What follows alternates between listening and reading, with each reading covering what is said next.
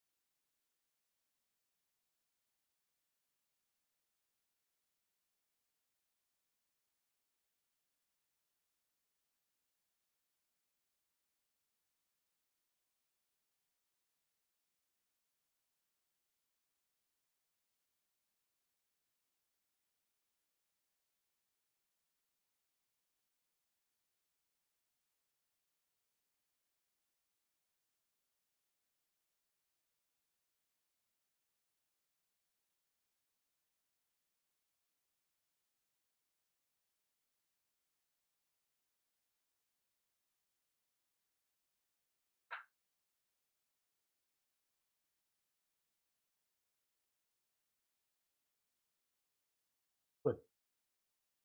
Oh, it's there already. Bahidhar, Bahidhar, are you there? Okay.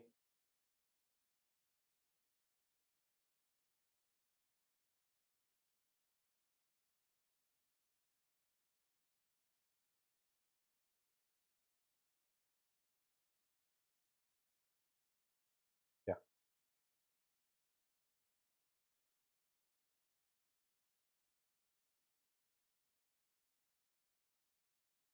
Yeah.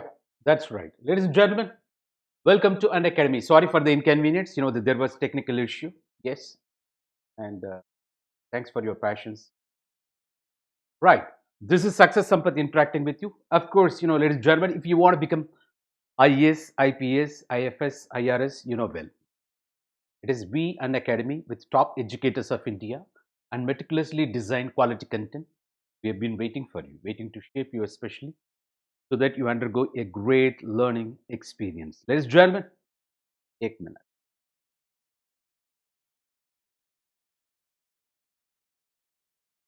Yes, I think I see now.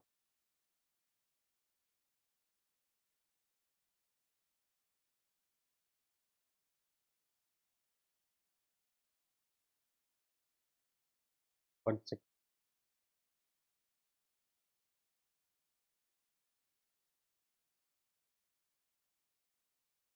Right. Everything is set now. You know very well, An Academy, India's largest and the best online education platform. You are well aware. What are all the benefits you're likely to get once you enroll in an academy? Ladies and gentlemen, you got daily live classes. You can chat with your educator. You can engage in all-round discussions. You can also, ask all your genuine doubts. And you can also parallelly participate in the answer polls, well. All these things you can do when the session's going on. You got structured courses here that's completely based on UPSC Civil Service Examination pattern and syllabus as well. So we ensure so that you never get deviated from the expected framework. Ladies and gentlemen, it's not knowing the stuff, knowing to deliver the stuff. We are keep on emphasizing this particular point. You know what? It's not what you deliver, rather how do you deliver. We evaluate your preparation at various levels or various stages of yours. For that, we got a mechanism. We conduct regular mock tests, and we also conduct, the quiz programs, and you get a detailed analysis based on your performance. That particular analysis or report will tell you where you are strong, where you are weak, and also the time you have consumed in solving a particular question. Ladies and gentlemen, and you also get unlimited access the moment you enroll, whatever may be your device, whether it is mobile phone, laptop, desktop, you can learn from anywhere, anytime. Ladies and gentlemen, that's the very purpose. Of course, you know that what you have to do, please download an Academy learning app immediately, whether it is Android, iOS. Ladies and gentlemen, you are ready to, that access all those benefits, what I enlisted now, right? Who is this success Sampath interacting with you? Of course, I'm from Chennai with unique experience. I've got exposed to the fields of engineering, management, and legal education.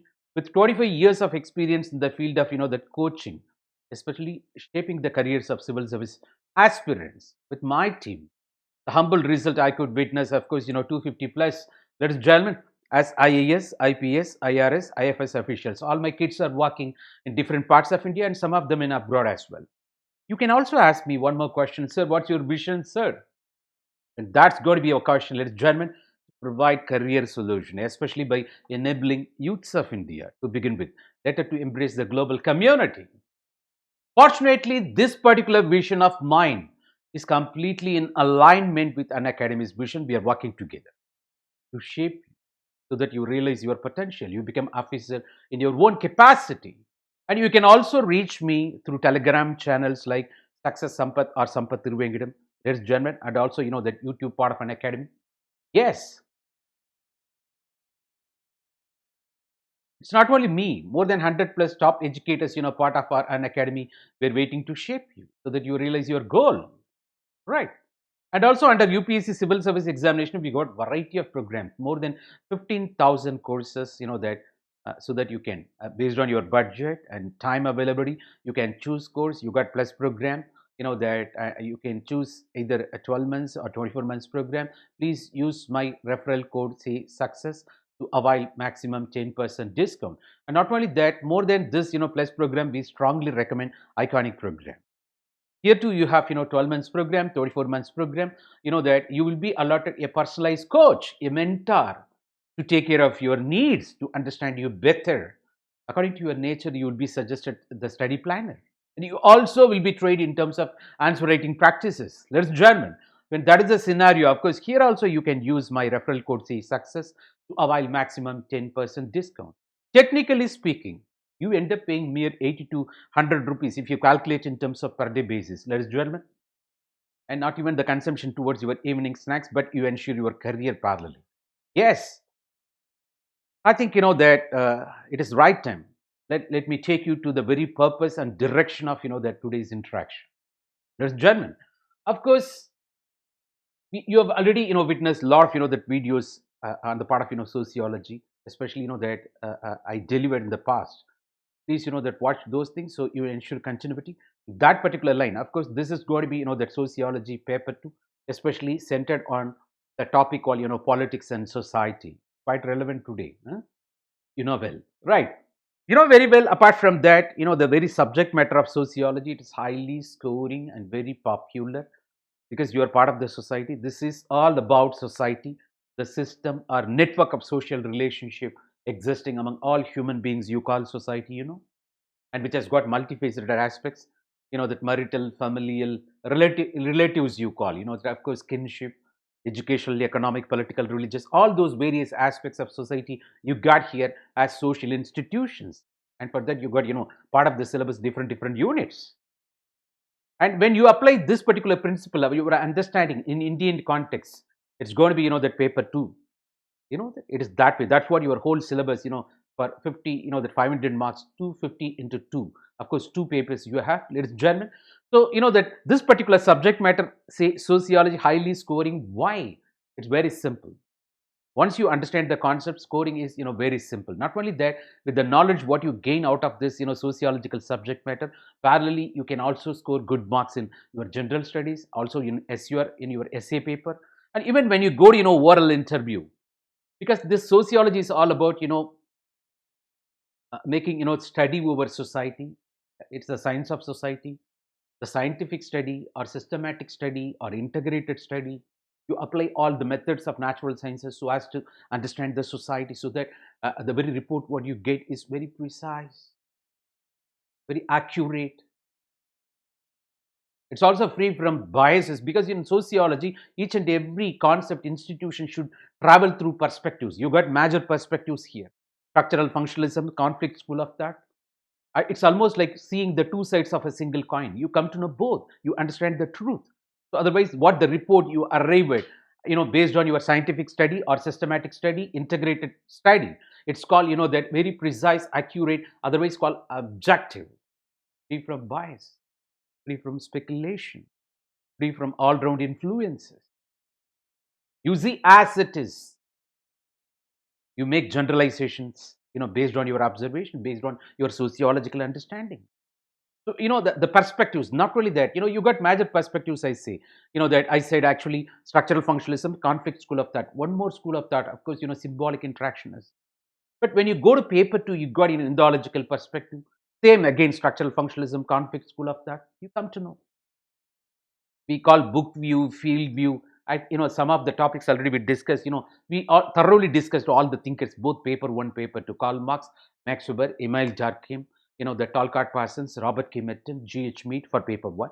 And also for paper two, when it comes to Indian society, we elaborately discussed, that very G.S. Gurye, M.N. Srinivas, A.R. Desai. Please, watch all my previous videos. You will come to know. So apart from perspectives, even thinkers enrich your understanding. And also we discuss a series of basic concepts. Series you come to know very good understanding. That you get very good understanding on this particular subject matter called sociology. Ladies and gentlemen, I said it's very scoring. Why? Once you are good at understanding, it's very pakka then. Scoring is easier and it has got other advantages. I said it is also the very subject you are living in. You are part of the society. Society is in you. From cradle to grave, your experiences, your encounter with various institutions of society is otherwise your syllabus. You know already about this, subject matter called sociology. Actually, I'm cheating you. In the name of teaching you sociology, I'm not going to teach you anything because you know everything already. I'm just going to supply nomenclatures, few keywords. You may not be knowing appropriate keywords, but you got perfect understanding. I'm going to, give a formalization to the so-called your understanding of the society. That is what the subject matter is all about. That is why it's very popular, highly scoring. It is German. It is that way. That once you are, I repeat once again, once you're good at understanding, it is fantastic then. Of course, the sociology and that you please watch all my previous videos, you'll get the strategy to score, more than 450 out of 500, the grand strategy we have suggested, and also various basic concepts, as I mentioned, the perspectives, the thinkers, and other units also. Now, it's my duty to take you to, that because you live in that you talk about US elections, you talk about what's happening in India, parliamentary form of government, why governor, that thing, this thing, local self government. Of course, we are simply we are going to apply in Indian context from sociological perspective that demands sociology based case studies, Indian case studies especially, and the flavor of that sociologist. You have to incorporate few sociologists, Indian sociologists especially, otherwise it will become like general studies also. It has to travel through the paths of the perspectives, especially structural functionalism, conflict school of thought. What else? Let's generate. It's very simple. That's what I'm saying. The politics and society, the relevance we are going to discuss. Why? Because you are going to see the previous questions. And also, that the context I'm talking about, I will be linking this topic with the syllabus recommended by the UPSC, the paper 2 especially. Right? Paper 2, paper 1, one and the same, of course, with the emphasis difference.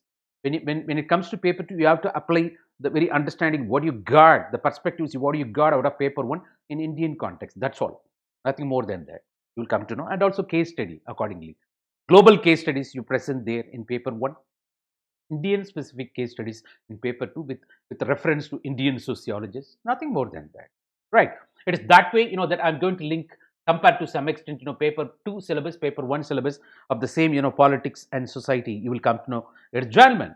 And also the basic concepts, because, today my focus, centered around paper 2 of sociology, especially, that politics and society. Then you should not feel, that you are lacking the knowledge of paper 1. So there comes my responsibility to take you to the few basic concepts that we are going to see. Then the very syllabus elaboration, of course, nation, what is nation, from sociological perspective, even the democracy, citizenship, the political parties, pressure groups, social and political elites, and regionalism, decentralization of power, secularization, that is very badly needed now. That when the present day governments are accused of on this account, you might be aware.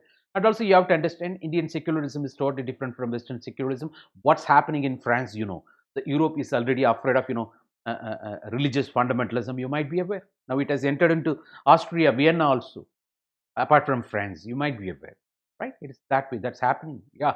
So you have to, that's, it's not only India specific, of course, then resources to be consulted finally. That's what our, that the content, the today's content of today's interaction. Ladies and gentlemen, let me take you to the next slide and we are going to elaborate. Of course, this is very popular and easy scoring subject, highly scoring subject. Out of 500, you can definitely cross, that 450 plus. If you understand my strategy, please watch all my previous videos, even thinkers, the perspectives, everything. Ladies and gentlemen, let me take you to the next level. No need of wasting much time over basics because you are already, I take for granted, of course, when you watch.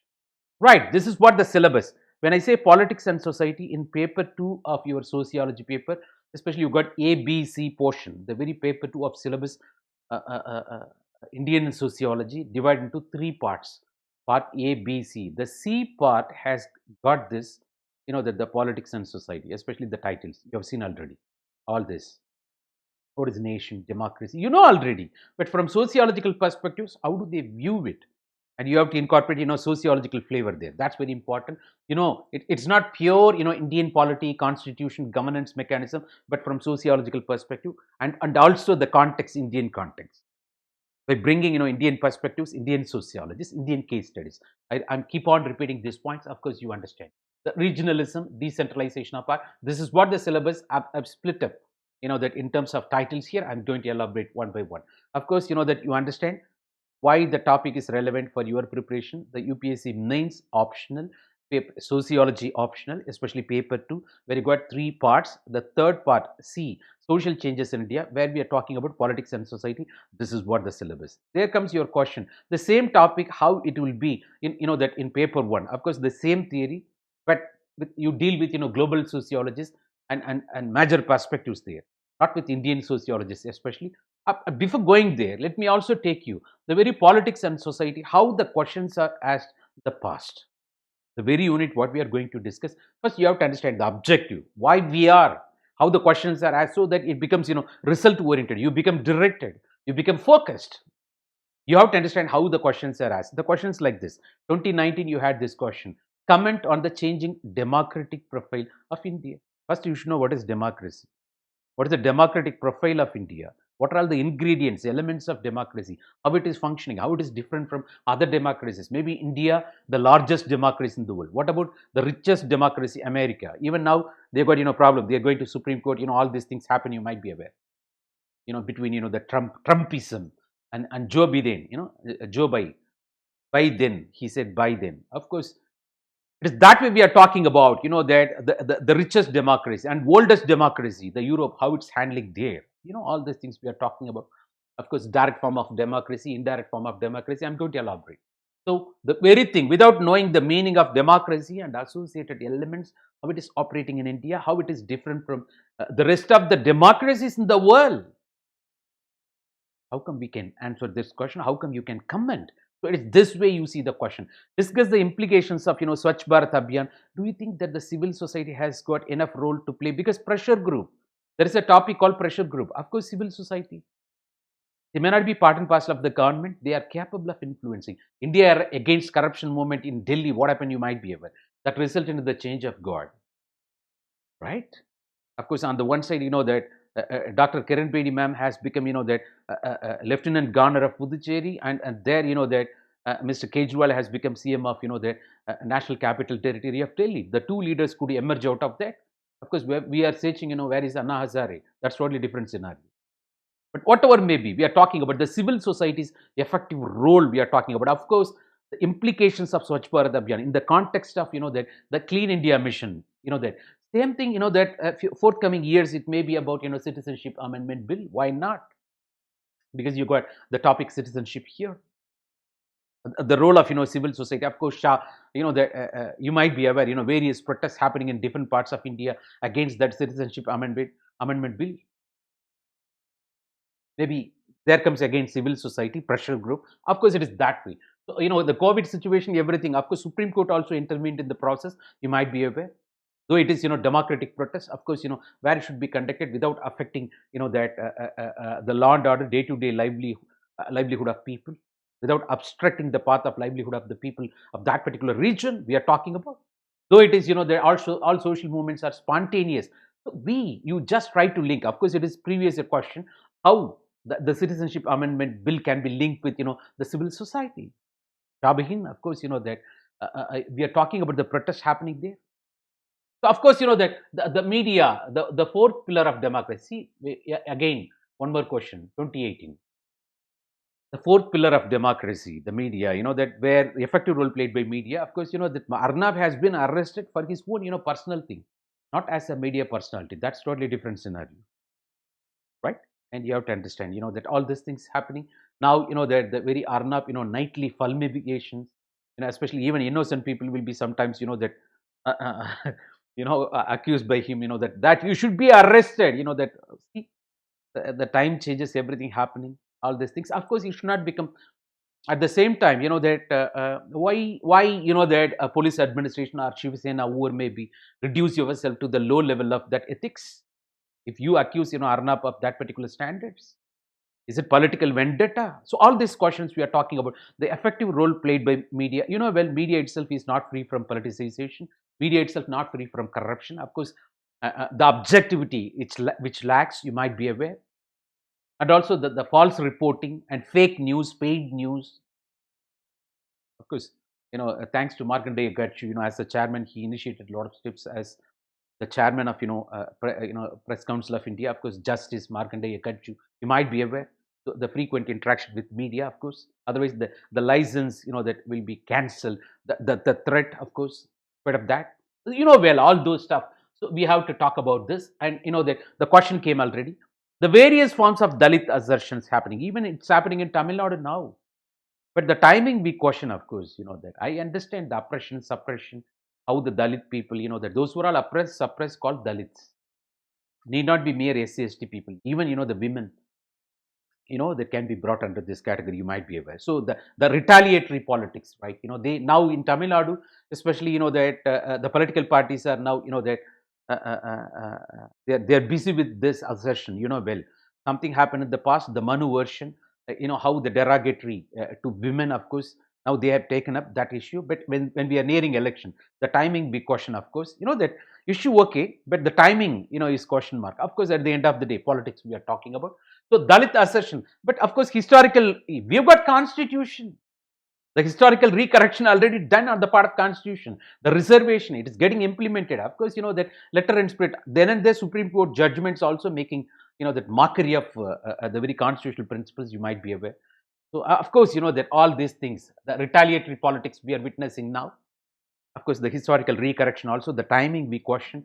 We how to link all these things. That the various forms of Dalit assertions in the contemporary of the contemporary India we are talking about. Of course, with increase in education and economic development, Indian society is becoming more secular.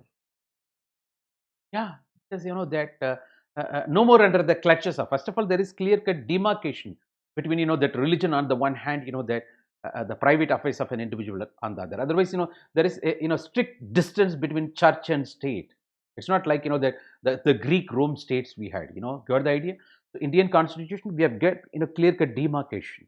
So otherwise, we don't have official religion here. Religion got reduced to the private affairs of an individual. But when that sense, that that's what the progress, theological, metaphysical, scientific or positivistic stage. The society moves from theological, influenced by religion, then metaphysical, you become highly philosophical. Then scientific or positivistic stage, where you ask, demand, show me proof attitude. You question everything. The empirical evidence you demand. So it's not completely moved by belief and faith as you have witnessed in theological stage. So it's a progress of society. That in sociology, you got various evolutionary principles like that. And also, Howard S. Becker said, sacred to secular. That from something you deal with sacredness, that to secular. Secular, which is, free from all this, that sanctity, that sanctum, sanctorium, whatever it may be. Even Brian Wilson, that spoke about the very secularization we are talking about. Even M.N. Srinivas joining him, Andre Betail joining him, T.N. Madan joining him. We are going to discuss everything. What is the point? It is becoming more secular. But Indian secularism is totally different from Western secularism. Might be aware. M.N. Srinivas gone to the extent of saying secularism is part of Westernization. The Westernization is such a broad concept, he said. So what is the point? Indian secularism, where government interferes in the religion. What is the point? It's positive discrimination, protective discrimination. It takes care of the minorities also. Article, you might be aware that to 28 to 30, you might be the fundamental rights, for minorities, linguistic and religious minorities, where we are talking about religious minorities here. And also citizenship amendment, people religiously prosecuted, that they can come back, that especially, that Afghanistan, Bangladesh, Pakistan, that non-Muslim minorities, they can come back, for citizenship. That also again, controversy, you might be aware. All these things. So Indian secularism is totally different from Western secularism. The Western secularism, that they neither speak in favor nor they go against. But whereas in India, we go in favor of minorities with view of protecting them. We justify in the name of inclusive governance, or Article 15, 416 within bracket 4, you might be aware. The fundamental rights also, that rights meant for minorities we justify. So it is that way. So all these opportunities, education and economic development, taking you to the world of secular. You are no more under the clutches of, that the traditional agrarian based societies, belief and faith pattern. You start questioning everything. The rationalization, logical connectivity, cause and effect, that you're running after that. But that is the scenario. So you have to think that way. See, to understand the questions I'm talking, I'm not answering the questions. Of course, that the vote bank dominant, these are all the pit concepts of, M.N. Srinivas, you might be aware. Vote bank politics, the dominant caste. A caste is said to be very dominant in a particular locality, you might be aware. Why it is very dominant in a particular locality? Maybe because of numerical strength, the size, or maybe in terms of, their access to, the economic resources. Maybe the caste hierarchy, maybe their dominant position, the top position, a pure caste, maybe access to, abroad education, higher education, and with that, they are capable of influencing rest of the institutions. The whole India can be redrawn. We speak, that even M.N. Srinivas, that Louis Dumont, everybody talking about it, the dominant, and also vote bank politics, vote bank, note bank, influencing the voting behavior of the masses by caste appeal, identity politics. People go for language-based, identity, and religious-based identity, region-based identity, or ethnicity, race-based identity. At the end of the day, identity politics. That is German. It's not saying, that how come you can use caste, but using religion also wrong, using language also wrong. The factors, maybe elements differing, that's all, but otherwise it is put together called identity politics. Of course, what we need of the developmental politics, not mere corporate development. Otherwise, that you know very well, corporate driven politics, there comes, criticism, you might be aware. So, and also we talk about, that the concepts of, that give examples in the specific regions. It's overlapping with the caste system, social stratification also. But here we are talking about, because part of democracy, caste and polity, Rajini Kothari, you have to bring, M.N. Srinivas, you have to bring, Andre Betel, you have to bring, and Louis Dumont, you have to bring, to justify your answers. And also give an account of the problems of relating to creamy layer. It's about reservation, social justice. It's about democracy. More power comes, that more responsibility. The majority should take care of minority. Because, that there you talk about, that reservation measures. Though you talk about Article 15, part of the Constitution, the prohibition of discrimination based on caste, sex, race, religion, everything. But nothing in this article shall prevent a state or central government from providing special provision for weaker section and minorities. Article 15 within bracket 4, 16 within bracket 4. You justify reservation, positive discrimination, protective discrimination, affirmative actions, so that there will be level playing field. It's no more equality. It's called equity. You try to understand the unique problems on the part of the minorities, downtrodden people, Dalit people, women, physically challenged, child laborers, transgenders. Of course, we are talking about, so reservation, we are talking that tone, but this creamy layer, you might be aware. So the OBC, first it was created with other backward classes.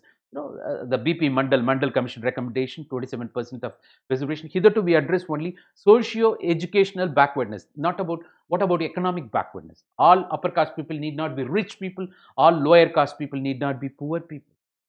There comes economic criteria. So the people come under the creamy layer, that they may not be enjoying reservation. They are elites. treated as elites, you might be aware. It's that way we are talking about. Recently, 10% of reservation for general category also on this note we're talking about. And why not, for scheduled caste, creamy layer? I see. IAS officer's son, the scheduled caste, scheduled tribe, IAS officer's son also enjoying reservation. It should be extended to only first generation. It should not, and also the creamy layer should be strictly integrated, implemented to all categories. Then only, the justification. Of course, we are talking about government thinking over it. You might be aware. So, to what extent, that does nation building, that depends on strengthening of pluralities in Indian society. Unity in diversity, cultural pluralism. That is a core principle of Indian nation. That's what all Upanishads speak. It's not a monoculture for which we are working here. Yeah, that people speaking different languages of different ethnicity, and different caste, different religions living together as one Indian. It is that way. So, that fabric we have to protect.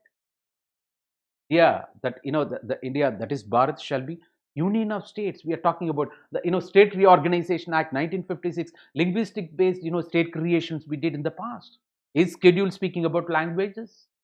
And also, language is no more agenda. Development is the agenda. Where you talk about inclusive governance, it's not, in democracy, rejection leads to isolation. There should not be social exclusion. Then those rejected guys will be going for protest, social movements. That again goes, that against, law and order. That affects national building mechanism. When there is no peace, no prosperity. That affects peace. That affects national building. That leads to economic, that without economic development, you cannot fulfill the basic needs of the people. But that there should be, that law and order mechanism should be, that a stable equilibrium. The stability we have to encounter, that demands, without disturbing this, the fabric called unity in diversity. Of course, we are talking about, so Indian society is meant for that. Of course, we also, even at the global level also, we are talking about, multipolar world. You understand that way, no? Even the European society, that unity in diversity we are talking about, of course. That's why we engage European. It's that way, ladies and gentlemen. Of course, strengthening plurality, that one shoe cannot fit everyone. Fit for all approach will never work, where we are violating the principle called equity. It depends, case specific. Problem varies from person to person, section of population to another section of population, religion to religion, language to language, region to region, race to, that another race. Then that is a scenario, that equity principle that demands, that unity and diversity, then only how do we preserve, though, that through constitution, how the implementation, it's not a policy paralysis of implementation. We are talking about it, ladies and gentlemen, it is that way. So, increasing significance of caste, and of course, I said already, M.N. Srinivas, who said the caste 21st century avatar. Caste has gone to the root level, even Rajini Kothari joining. People are not casting their votes, they are voting their caste. India, a predominantly agrarian dependent, agriculture based society. More than 62% of the population, that involved in agriculture. Then how come? The ruralness. Naturally, that's what we say. Soils create caste. Industries create class. Yeah, of course. Even G.S. Guria joining. There. Of course, the caste. Even today, of course, maybe, it is urban areas, even people got settled in the urban, that environment. When they go back to their nativity, they never, that give up caste in choosing the spouse. And also now we are talking about the, the negativity of caste. What is the casteism? Is that way? That's the huge menace we are talking about, ladies and gentlemen. So the conflict, caste-based conflicts, and also honor killings, all Kap panchayats associated with that. Even the local self government, of course, the panchayats at the rural areas, rural local bodies, not effectively functioning because of the influence of Gotra-based politics in the North India. Sometimes, that dissolution of marriages by panchayats. That's why, that I recall one communist lady, of course, I think Miss Brinda Karat, I believe, that lady with, big bindi, you might be aware, that all judgments given by village panchayats should be reviewed by Supreme Court. They're not free from, prejudice. I wrote, that I read once, a few years back. So it's that way, ladies and gentlemen, we are talking about. So I know once again, even in the paper one, you got same civil society, the engagement. We need not discuss paper one questions. I want, because the same title you get. So the theoretical models of societal power, the circulation of elite, overall elite, that very people who excel in various spheres of life. They're called elite. The top creamy people. They're called, that, because, here Wilfred Pareto, this is paper one, we'll be discussing separately. I don't like to, discuss now. Of course, Wilfred Pareto, said about the circulation of elections from fox to line, line to fox. Maybe if you apply in Indian context, especially Tamil Nadu, maybe Jayalalitha, a lion lady, very open, bold. But Karunanidhi is well known for that his sharpness, political shrewdness. It's not speaking bad in the name of fox. His that political sharpness I'm talking about, knowledge because of his long presence. Rajatantri, of course, we call the circulation between lion like personality, fox like personality. It's not derogatory to say fox, but forget about that animal euphemism. But the point is that his that sharp knowledge over politics, administrative skills, and also Jayalalitha's boldness. So we need personality mixture of both, lion plus fox. Understand? Of course, people talk about vacuum. I don't think second generation leaders are available. They will take care. They have to understand. They should not, that reinforce once again that there is a vacuum. They have to understand. They have to play accordingly. Of course, so the circulation of elite we are talking about, according to Wilfred Pareto, that how do you apply in the international context, Indian context, whatever maybe, and here the terrorism, a new form of asymmetrical warfare. We are talking about terrorism because we talk about religion here ultimately, the secularization, the ramification, impact of that of course the religious fundamentalism we are talking about. So these are all the paper one, the question. You just have an idea, and we are going to see topic by topic. We need not waste much time, but I want you to see the questions, how the questions are asked in paper one, how it is different from paper two. In paper two, apply in Indian context, whereas in paper one, it's a global context. And also more of theories, the powers, even constant some concept of power of Max Weber, variable some concept of power by Talcott person, all are paper one, not in paper two. So Wilfred Pareto, once again, the basic characteristics, overall called elites. What are all the basic characteristics on the part of elites? Of course, the changing interface between state and civil society. Now, because the state fails, sometimes that the pressure group, civil society take over. They decide what should be the next, the guard of the government. That happened in the case of India against corruption. It happens at the global level in different parts of the world. Civil societies are very active. That is what. So when the society moves from that traditional agrarian to industrial society itself, you talk about the presence of this that pressure group civil society, but the role will be crucial, rampant. It will get manifested in different ways when it comes to the post-industrial society, where knowledge-based society. They've got huge role to play in shaping the policy of the government. They act as pressure group in influencing the policy decisions of the government, but they may not be part and parcel of the government. But cutting across various spheres of life, maybe business, maybe economy, of course, commerce and trade you call, maybe trade unions even, maybe cultural angle, maybe caste-based pressure group, maybe religion-based, maybe even RSS part of BJP pressure group, trade unions, that for Congress we are talking about, and various, that agricultural, that sabas, the Kisan sabas we are talking about. Why not? So they, that act as, that pressure groups, of course, that. So, and dynamics of pressure group in multi-party political system. What is political party? What about multi-party system in India? How it is different from two-party system of the Western world? Of course, the very American society. And the dynamics on the part of pressure group, especially the multi-party political system, the caste association, sometimes religious organization, religious gurus, some even single individual acting as pressure group, you might be aware, like Vatican Church for the Western world, Pope for the Western world, yeah, Muslim ulemas like in Iran, Ayatollah Khomeini, like that, sometimes they announce fatwa. Even Salman Rushdie, Taslima Nazreen, Lajja, they were given fatwa. You might be aware, that all these things. Blasphemous case, you might be aware. So individuals, ulamas, they act as ultimately a pressure group. Of course, single individuals acting as pressure group we are talking about, and also the importance of power elite in democracy. That we are talking about. The elites were all said to be that occupying powerful position, and with that they are capable of that entrenching into other spheres of life. Also, you might be aware, they decide everything. You might be aware. So ideology is crucial for social transformation in a democracy. Of course, without ideology, there are no social movements, no collective mobilization of forces. That ideology, that results in change, transformation on the part of democracy, letter and spirit you call, that it is that way. So explain, that the conditions under which, the collective action transforms into social movement. Collective action transforms into social movement. The conditions, maybe it may be to bring change or to resist change or for renaissance.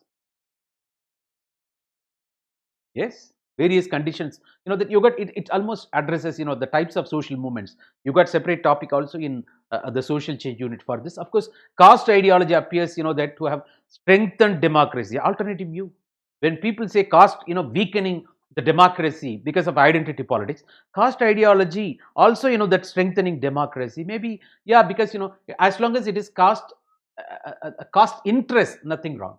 The moment it becomes caste conflict, casteism, it weakens democracy.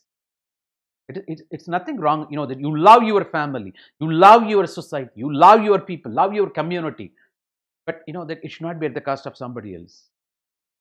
There comes problem. It is judged. So the caste ideology, per se, nothing wrong. Even the very caste system in the beginning, it was completely based on division of labor. Over the days, the personal expedience, there came, high-low hierarchy principle, rigidity, and associated, untouchability, well, social distance. That resulted in, that ill effects of caste system. It was working very well in the beginning, but later the rigidity, that ultimately started treating, that the down hierarchy people, as impure, oppression, suppression, that violated the basic human rights of every human beings there. So that's why it became dysfunctional, we call. You might be aware, right? So everything has got its own limit. That the change, the outcome we are discussing. Of course, globalization involves deterritorialization. Of course, that in the name of globalization, multilateral treaties for which you become signatory, don't you lose your sovereignty? Don't you compromise your domestic interest? Because of the thing, you became signatory to World Bank, International Monetary Fund. Are you not going against, that the domestic agriculture or subsidy mechanism? All these things we are talking about. Of course, in what way the deterritorialization, that you are supposed to go beyond your, that national boundary to embrace the global standards. In that pursuit, you should not lose your sovereignty. You should not subordinate your interest to the global interest. Otherwise, you should not go against the domestic interest. That is the point we are talking about. Deterritorialization we are talking about. Of course, so otherwise, that nations losing their boundaries, they go beyond supranation status. Of course, examined with reference to nation status. I'm just, that giving you idea about question. I'm not answering. So I think by this time you would have understood how the questions are asked in paper 1, in paper 2, vis-a-vis the politics and society unit of, that the sociology, or that focus today is mainly on going to be politics and society of paper 2 in Indian context. And before going there comes my responsibility also to introduce you few basic concepts so that you understand better all my discussions, that in future, right? What is the point? Of course, that what is power? Even the basic concept series, we discuss what is power. The chance or ability to carry out things even against the resistance. Even against the resistance. The chance of men or collectivity in carrying out things even against the resistance. You become unstoppable. Then only that people say you are successful. In spite of the resistance, in spite of the obstacles, you are capable of carrying out things in life. In that sense, you are said to be powerful. But this power is not uniform throughout the world, you might be aware. It's not shared equally by all individuals. There are some people with more power, there are some people with less power. There are some sections of population or communities or nations with more power. There are some, the communities with less power. This power difference, power gradients, this potential difference, as you call in, that electrics, the electrical, electronics, the communication engineering. Here you talk about power difference, power gradients. A science dealing with this power difference, power gradients is called political science. When you talk about power, who gave you that power? That whether are you misusing power or abusing the power, and under what authority you enjoy that power? Is it by statute? Who gave you authority? There comes ultimately a question. Got the idea, na? If if that power is based on legitimacy by statute, say if a police wala goes in the roadside in the name of the law and order mechanism, they're saying, hey, udhar kya re? That's going to be the question. He has got power because he's entitled. Legitimacy. He enjoys legitimacy. But whereas, a non-policeman, the roadside, a thug, maroon, goon in the roadside, should not speak there. Hey, udhar, that sounds different. He's not given authority. It's not based on law. It's not based on statute. So that's called threat or coercion. But legitimate use of power is said to be authority. So here, that we spoke already in the basic concepts also. Max Weber speaking about all. So the ability to carry out things, chance of men or collectivity to carry out things, that even against the resistance of, that others, in that sense, you are said to be powerful. When legitimate use of power is said to be authority, of course, well, according to Max Weber, using ideal type method, authority, legal, rational, traditional authority, charismatic authority, he divided. And, the paper one will be elaborating. And also the theories, how the power is viewed by structural functionalism. Power is, that is necessary. The people with powerful, that people ultimately, when they are in power, they get power. With that power, they do something good for the society. That ultimately brings social order. They enter into social control mechanisms that keep society with law and order. That ensures society, the societal stability, equilibrium, cohesion. That's about structural functionalism. Whereas conflict school of thought, looking in a different way. The tendency of the power is to corrupt. Absolute power corrupts absolutely. And there are quotes also. If you want to know about a person, give him power. You will come to know who he is. If you want to understand a person, give him power. That's why there comes a statement. The tendency of the power is to corrupt. Absolute power corrupts absolutely. Of course, that already this is exploitative society. When these exploiters are, given backed by power, what will happen? That's why, that sometimes, that fence grazes ultimately the very, that very the plant itself. You might be aware the statements you get that, that all thugs and maroons, that the people with criminal backgrounds, they become your political leaders. Ultimately, what they are almost running the country like, that way, with that ideology. Otherwise, that with looted money, they buy, the 2 floors in Burj Khalifa. That's what happening, right? What will happen? So the tendency of the power is to corrupt. Absolute power corrupts absolutely. That's conflict school of thought, because that becomes, additional tool in the hands of the exploiters. So that's conflict school of thought. But whereas structural functionalism theory looks at it that way, you for right people, if you give them, enable them with the right power, they are capable of, that keeping the society at, that social control, that ensures social order, that ensures peace, so that, economic development may happen, so that people are happy. That's structural functionalism. That sees society as a system. Power is necessary. The power is useful. Power is functional. But whereas conflict school of thought, in looking at different way, the power is, that exploitative, that widens, that makes rich gets richer, poor gets poorer, widening the inequality.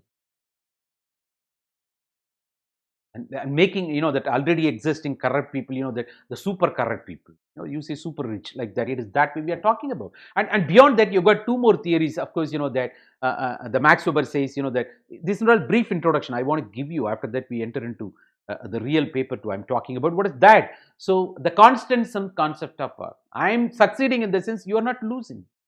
If you think that way, it is called constant sum concept of power.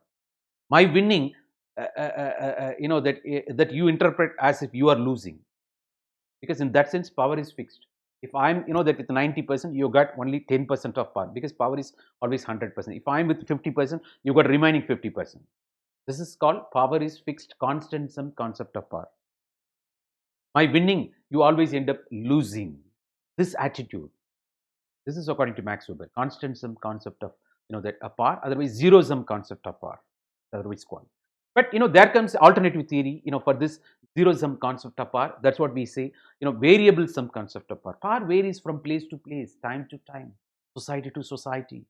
A particular society is said to be more powerful when it is capable of meeting its own goals successfully. When it is meeting its own goal, that particular society is said to be more powerful. Say, for example, we talk about, sustainable development goals, 17 goals, with the whole, that nations coming together in such a way, very keen, sincere in fulfilling, that particular sustainable development goals, letter and spirit, at least by 2030, we are powerful. Power varies from society to society. As long as you meet the goals, you are said to be powerful. If you don't meet the goals, that are targets, of course, you are said to be less powerful. The power varies. Power is not fixed. That's according to Talcott Parsons. So this in general, the theories and perspectives I'm talking about. In perspectives, you can say structural functionalism or conflict school of thought. Whereas that in very theories, of course, that zero sum concept of theory or variable sum concept of theory. Just have an idea. And very movement, collective mobilization of people for a particular cause, maybe based on ideology. Maybe it's with leaders sometimes. It's with purpose, that maybe to resist change or to bring change. That you talk about revitalistic movement, environmental based movements, the women centric movements, agriculture based movements, the farmers movement you are talking about. You're talking about it is that way. So movement, maybe in the Indian independence struggle, we had variety of movements.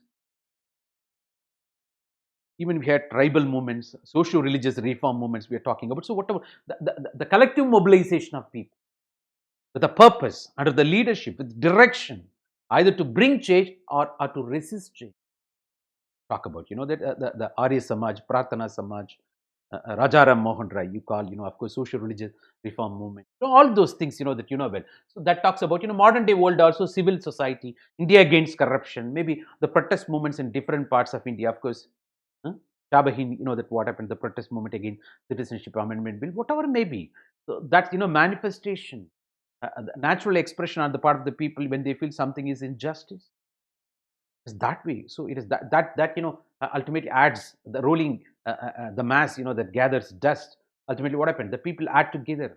When there are more, the common victimization, of course, common victims ultimately, that results into movement, or maybe by rejection, by improper policy, or improper implementation, or that you reject a section of population, maybe that leads to social movements. You might be able, in the context you can link, of course, these are all the basic concepts you needed, that's part. In paper 1 we'll be discussing very elaborately, don't worry about it. I just gave that idea so that you understand better what are all the things I'm going to talk about. What is nation? The first concept, of course, we are talking about what is nation. Excuse me, that you think over it. Let me answer. Come on.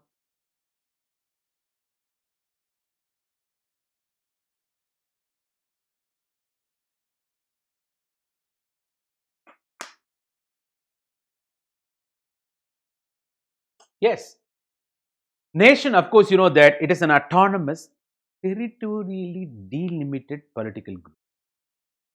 Sometimes, it is used coterminous with state. State and nation are coterminous. But it has got a little bit difference also. That's what the very purpose, the sociology we are discussing here.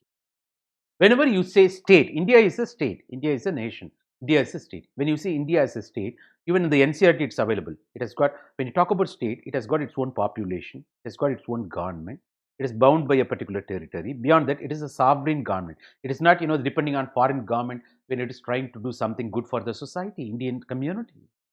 That's called sovereign power. Population, government, territory, sovereignty, and beyond that, this particular state should be recognized by other states that it is a state. It is a nation. We don't have that problem. But that problem, ultimately for Tibet is the problem, and the Taiwan, and also Israel, Palestine. Whether you go for two nation theory or recognize only Israel or recognize only Palestine, that way we are talking about. So that recognition by other nation that it is a state we are talking about. Even Catalonia recently happened, part of Spain, you might be aware. So the state, it is coterminous in generally, but I'll be talking about, the difference also. The same way, the nation, of course, a nation, India as a nation, it is autonomous. We got a sovereignty, and also we are, that of course, that we talk about 2933 3214, that extent 3214 kilometer north south, 2933 this extent. That definitely it has got its own territory. And you got, Andaman Nicobar here, Lakshadweep here, you might be aware, right? So the autonomous, territorially delimited, but it has got its own political administration, the governance mechanism. We got a constitution, a parliamentary form of government, bicameral legislature at the central, and some states bicameral legislatures too. We got a federalism, cooperative federalism especially. Yes, India, that is Bharat, shall be union of states. So it is talking about a governance mechanism. We have that is, that guided by the constitution. Constitution is supreme. We are governed by the constitution. It's ultimately given by the people. The very constitution, you might be aware. It is that way. So the members, all citizens have loyalty to the shared institutions, all democratically created institutions. All the institutions, whether they are a constitutional body, statutory body, extra constitutional body, various committee, commissions, maybe the various organs of the government, everything, whether you talk about, all those institutions, that people have loyalty, we respect, because we created those institutions out of the constitution, out of a statute, out of a particular GO, and we have to, abide by. So the members, citizens, they ultimately respect. Got the idea, na? So it is that way. Members, in the sense, members part of the administration. It's not all people respecting alone. So the members, part of the governance, they should not malign those democratic institutions for their own favor. That is a criticism against, any government, irrespective of the political party affiliation. You might be aware. Ruling class ideology. It is that way. So the sense of unity as a community. So within that nation, we feel that we are one. There Ramachandra Guha says, ultimately, there may be cricket nationalism, cultural nationalism, Kargil nationalism, but in some areas, because, that unity, sense of unity, maybe, cutting across various spheres of life, you feel that you are one. We are, as a community, a nation as a community, we feel, the belonging, sense of belonging. We are all one. We Indians, they Pakistanis, the sense of belonging, the community sense. That we need not have common origin, maybe from different parts of the world. But of course, we came, naturalized, we acquired citizenship. Maybe that way. Need not have common origin, but now we are, as a community, living together as a community, as a one nation. So, maybe the origin, maybe, that a different language, that is what diversity we are talking about.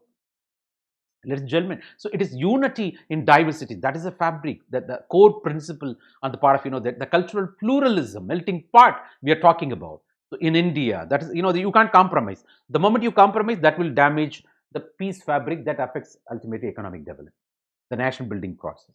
That's what we spoke. We have seen one question also there. So although nationhood formed around the common history and other cultural similarities, got the idea, na? Origin may be different. Origin may be different.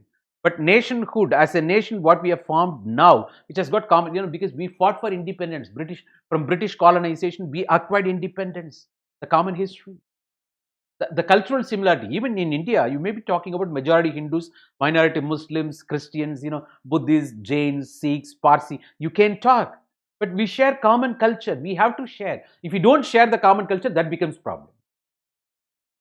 That is a problem. That's why the seed of separatism we are talking about. But it is not, the cultural policeman attitude you should be.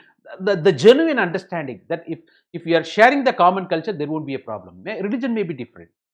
But even the very Hinduism, majority Hinduism itself says the paths are different. It is not expecting other religions to follow this suit. That otherwise, that becomes misunderstood religion. You understand? So there may be, when it is the homogenization, but it is not by force you have to bring that homogenization. It should be, natural. We are talking about all these things. That's what happening in Indonesia. Indonesia, see, that the very Muslim country, you might be aware, where the currency, the 20,000 rupees currency, you see the Ganesha, a very Ganesha photo, the Ganesha, that drawing there. They share common culture. Religiously, they are different. But it should not be brought by force. It should not be by imposition. That should become natural. We Indians first. We may be, that we may have differences in terms of languages, in terms of religion, in terms of ethnicity, in terms of region, but we are Indians. That should be the common connectivity. That should not be brought by force. That should be the natural mindset that people should elevate themselves to that level. It is natural expectation. It should not be by force. I reinforce that particular point. Of course, that the nationhood is formed out of common history and other cultural similarities. We are talking about. Of course, origin may be different. We are talking about the state. If at all you ask me, of course I said PGTS plus R, the definition. The state is a nation symbolized by the government. That's what called state. Indian state. State means, I'm not talking about subsidiary units states. We have got 29 states. They're called subsidiary units. When you talk about as a nation symbolized by the government, that is state. we're talking about. It's that is why it is in combined usage. It becomes coterminous. People interchangeably use, both nation and society. That you might be aware. It's not wrong, of course. Little bit difference. That a state is nothing but nation symbolized by the government. We're talking about India emerged as a nation. India emerged as a nation, you have to understand, not pre-independence era, you might be aware, but only as reaction to the colonial rule. That is what the positive aspect on the part of British colonization. Their exploitation, that all those suppressive measures, discriminatory practices brought we Indians together. We driven them away by our independence struggle. We had independence. So India emerged as a nation. What is that? Autonomous. That we attained freedom. Of course, that we got boundary. We got our own governance. We got our own constitution. We got our own the principles, the value systems, ideals, the governing us ultimately. The name of preamble, you might be aware. So India emerged as a nation only as a reaction to the colonial rule. We are talking about when we attained this, nationhood, when we, that came the consciousness, got the consciousness of the nation. It's because of it's reactionary, of course, to the colonial rule we had in the past. Of course, let me take you to the next level. That there comes ultimately the sociologist, that the T.K. Woman, who says, that the idea of nation, the Indian subcontinent, that can be identified in 7 ways. If at all you know what is nation. It's a reactionary principle we said just now. The nation is symbolized by the government. That is what otherwise call state. Of course, that with little bit difference we spoke. The T.K. Woman, the sociologist, that the idea of the nation, the Indian subcontinent, you can witness, you can identify in 7 ways. How? But if at all you talk about maybe the 3, the ways, maybe centered around pre-independence conceptualization. After India's, that what happened, the fourth point, what I'm going to discuss, the religion as the sole basis of the nation, that resulted in the partition of India. Even now, we have got remnants. The religious persecution, Citizenship Amendment Bill. I know that there, one Indian think tank intellectual, Dr. Subramaniam Swamy used to argue, that you said you don't want India, you went to Pakistan. Why do you want to come back to India? If you want to come back, you come with some land. that looks funny. Of course, that is the thing argument they put ultimately. That it's up to you. I leave it to you. The religion as a sole basis of nation. That resulted in that the partition of India. We are talking about. Of course, that. So the partition. That is that another identity way. The post-partition nation state of India. There you got ultimately 3 more ways. So how? Let me elaborate. The 7 ways with which that you can identify that the notion or idea of notion in Indian subcontinent. How? The first one, India as a nation, that how the ancient civilizational entity. When you talk about India, it is the rich heritage, ancient civilization, the 10,000 years old history. You talk this way. Yeah, no doubt we talk about, of course. Because the recent 5,000 history we are talking about, of course, it's more than that. We are yet to get some more evidences too, you might be aware. Right, it is that way. So India as a nation, ancient civilizational entity with well-defined geography, that natural boundary, the Himalayan in the north, peninsular south, of course, and also predominant Hindu culture. The Indian culture is more or less called Hindu culture in the majority sense. Why? It's because of the thing, majority, that Hindus here. And even minorities, their forefathers are Hindu people only. That's what a lot of think tanks saying, DNA theory. Of course, it's not free from, criticism. Even the Muslims, Christians in India, they've got DNA. They share common DNA with Hindus. All these things we are talking about. When the 800 rule of, that Islam never changed this, that the majority Hindu culture. But very Islam, that they could convert, that the rest of the parts in the world, like, that very, the Iran, Iraq, whoever maybe, that happened in 15 years, 21 years, they could convert them. But they could not convert India. Why? Because, that the established culture, because there itself, the Hindu culture itself, that a principle called, that Sarva Dharma Sambhav we are talking about, and also the unity, that in diversity is the core principle, all paths leading to the same destination. That's why it could withstand, that in spite of various invasions, various colonization, and various, that the religions, the heterodox religions also went out of it, Buddhism and Jainism. And in spite of that, it could survive because of this. You might be understanding. So that's why, in that sense, I'm talking about in that positive note, where unity in diversity as a core principle, that Sarva Dharma Sambhav. We are talking about on that particular note. I'm talking about the Indian culture is predominantly Hindu culture. Also, you have minorities. That they are no way culture-wise they are no way different from the majority Hindus. Of course, the religion-wise, language-wise differences are there. You might be aware. So this is first way of identifying India. The second identity, of course, when you talk about the notion of nation, idea of nation in Indian subcontinent, the India is a fusion of two different culture, right? One Hinduism and also the Islam. They came together. Even the Akbar's, Deen Ilahi, you might be aware. You witness, Akbar also tried to have that, the fusion of two culture, the Hindustani, you might be aware. If you go to North India, you see the impact of Mughal, even the Parda system, how come, that Indian, everything what you are talking about, it is that way. The notion as a political entity, even the biryani, that what you eat, Mughal impact. Of course, the nation as a political entity, that is a reaction to the colonial rule. This point we have already seen. The colonial rule, that ultimately, that made us to realize that we, Bharat, here shall be a nation like that. That nation as a political entity, it's a reactionary principle. Of course, when you treat religion as a sole basis of the nation, that resulted in the partition of India. There also you see, the partition of India. India became India, the Pakistan, West Pakistan, then East Pakistan became later Bangladesh. You might be aware. The very Ahanda Bharat got shattered on religious line.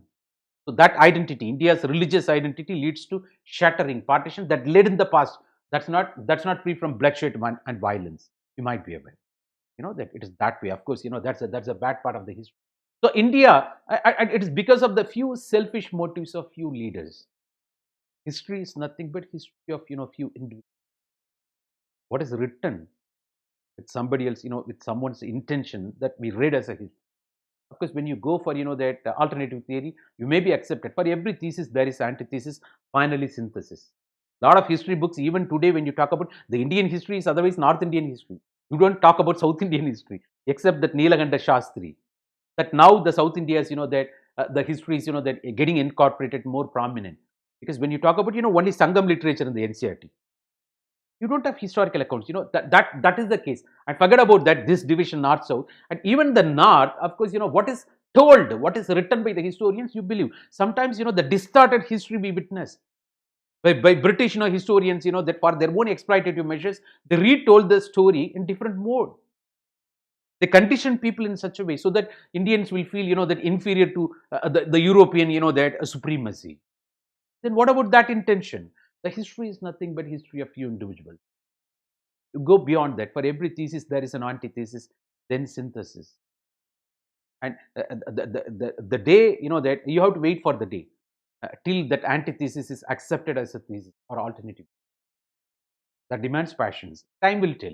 So it is that way. So religion as a sole basis, and India as a territorial entity with that specific cultural ethos we are talking about. India, which is that melting pot, cultural pluralism, the unity in diversity, the constitution, everything what you talk as a territorial entity, that which has got specific culture, Indian culture. Major culture, dominant culture, unity in diversity. You got subcultures in terms of language, in terms of religion, in terms of region. Right? It's not free from subculture. Of course, it's not free from counterculture or contra cultures. Also, we speak that way. So, India as a territorial entity with specific culture throughout the uniformity. What is that? The cultural pluralism, unity in diversity. We're talking about that. Here, what I spoke, the predominant Hindu culture with well-defined geography, because you link with ancient civilization. Later came the 800 years of rule by, that Mughals. Then after that, we are talking about today, the mixing, the fusion also.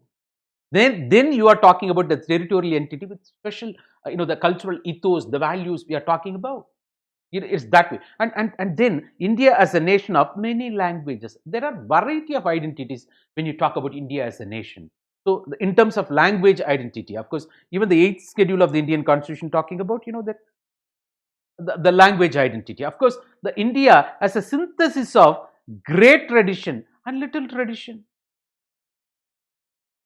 What is little tradition? Great tradition. The Makim Marriott, Milton Singer, you will come to know, from little to great tradition, universalization, from great to little tradition. When you go from little to great tradition, it is called universalization.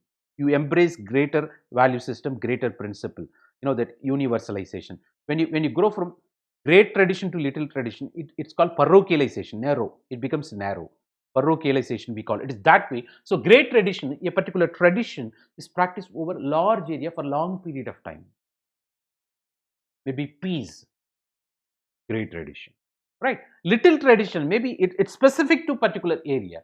Maybe India, caste system, little tradition. Of course, you know that you talk that tone. So a little tradition. So it is a synthesis of, you know, that exchange of both little and great tradition. Otherwise, coming together. It's not mere exchange. Coming together and settling the little tradition with greater tradition we are talking about. So as Aryans came, you know, that and mingled with, you know, that the native great tradition, you know, that a little tradition brought and mixed with that. Ultimately, there came, you know, the Hinduism is born.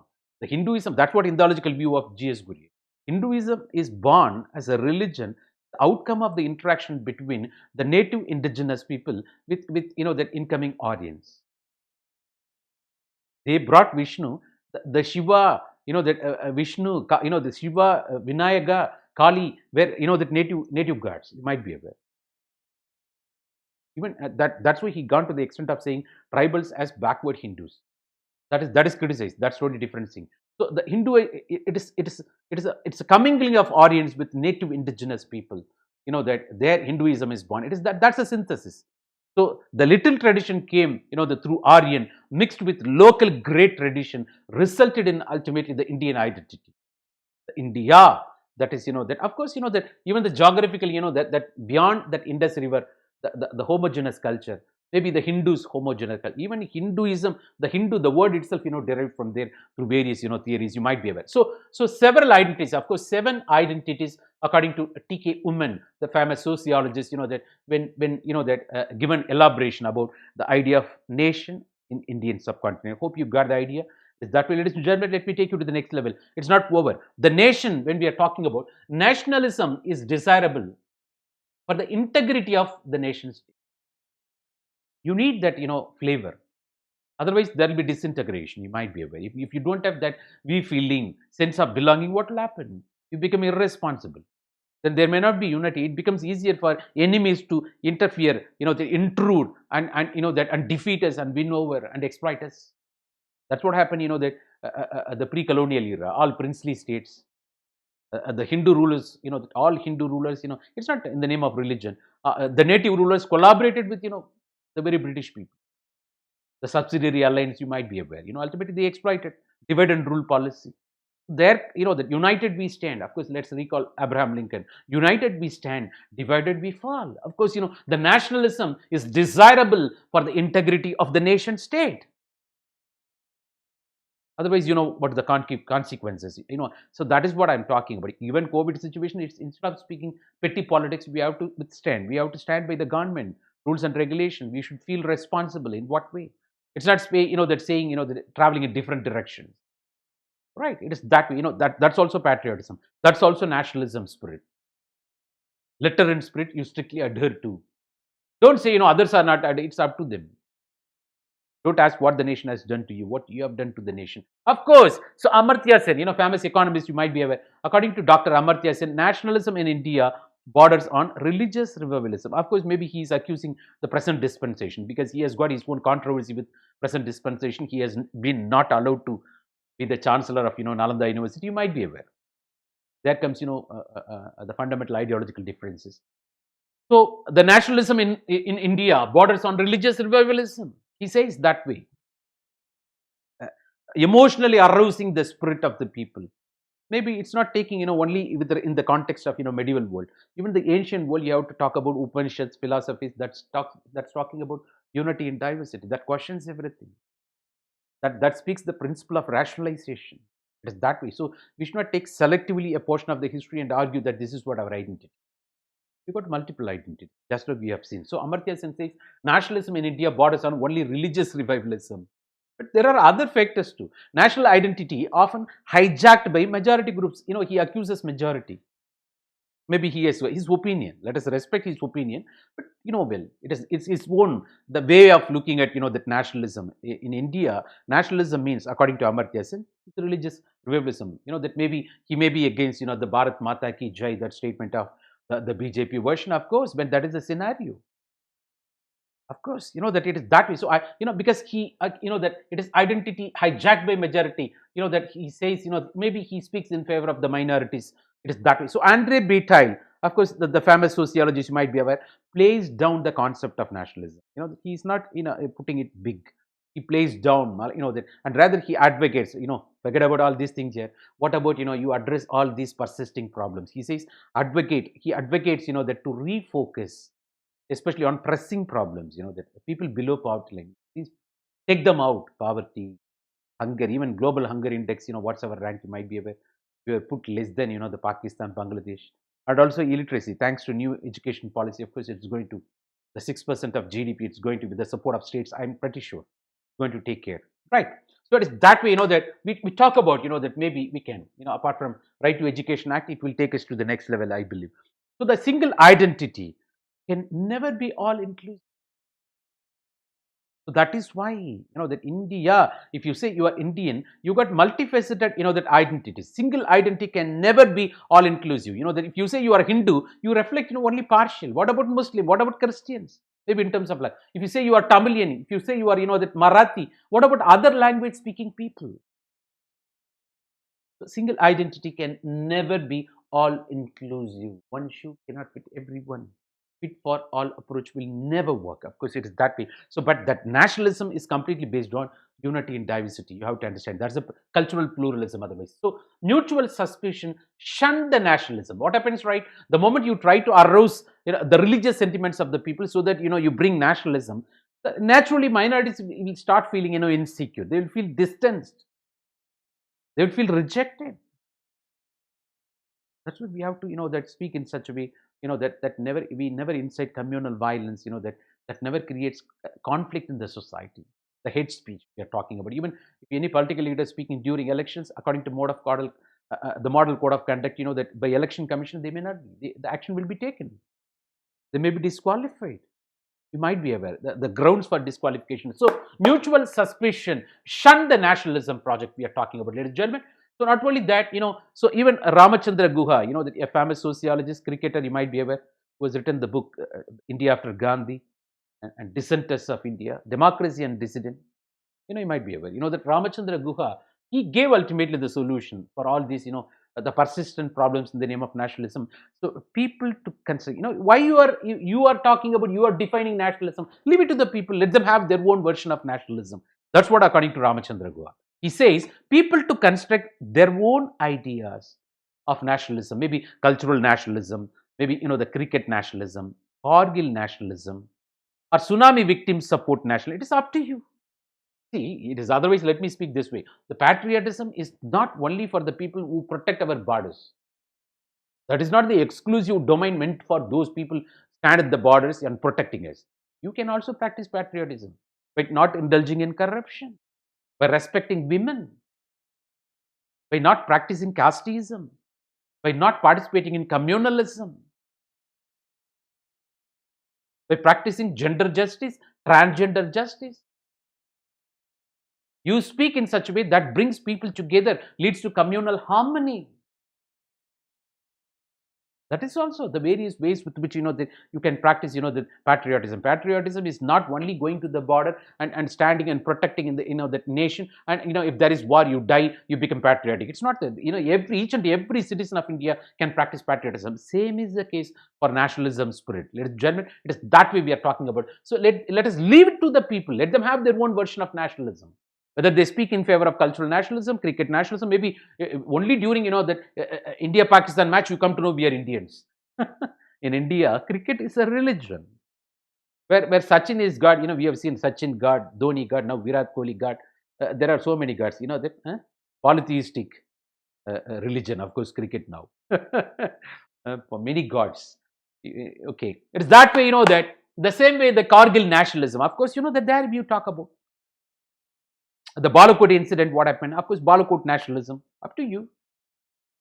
A Pathankot nationalism. That it is that way, that how is the Josh? There came now Uri. It is that way you talk about. Ladies and gentlemen, of course, that for nation, you got variety of definition. It is that way. So now it's the right time. Let me take you to the, the concept called democracy. Very well. Crazy. It's not crazy. Crazy. Rule. rule by people, for the people, of the people, to the people. It's completely paradigm shift from that monarchy, from monarchy to democracy. Single person rule, the king or queen you are talking about here, people, the whole people involved here, ruling the nation. Of course, that it is unique institution. When you say a democracy, it is unique institution, which is, that of course can be practiced only in India is the largest and most vibrant, the country in the world. It is because of this unique institution that we practice called democracy. Of course, it's not free from, challenges. In democracy, heads are counted, not weighed. So, that to letter in a spirit, if you want to practice democracy, people should be mature. Yata praja, tata sanstha. Yata praja, tata raja. But that goes with the nature of the people. That accordingly you choose leader. It's not accusing that your leader. You chose your leader, right? You let him rule for 5 years. After that, you can. If you're not interested, you change him after 5 years. But having selected, it's not keep on, that every day evaluating. Will you do that? In that sense, I say people are intolerant. So, yata praja, tata sanstha. As long as you vote, to a particular political party after accepting, bribe, the note, how come you can accuse your own leader? Over. Don't say I did not participate. That's out. That's another argument. I did not participate. I did not vote for him. No, it's not like that.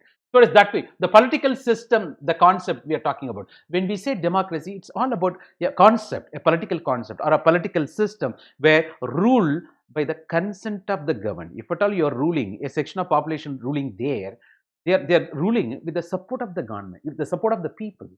Because otherwise, people send them to rule the nation. It is indirect, that delegate. It is a delegated, that legislation we are talking about. You also take part in legislating process, a legislation making process, but not directly, indirectly, because your representatives, sent respectively from your own constituency, maybe as MLA or MP, they take part in the respective legislatures and they make law.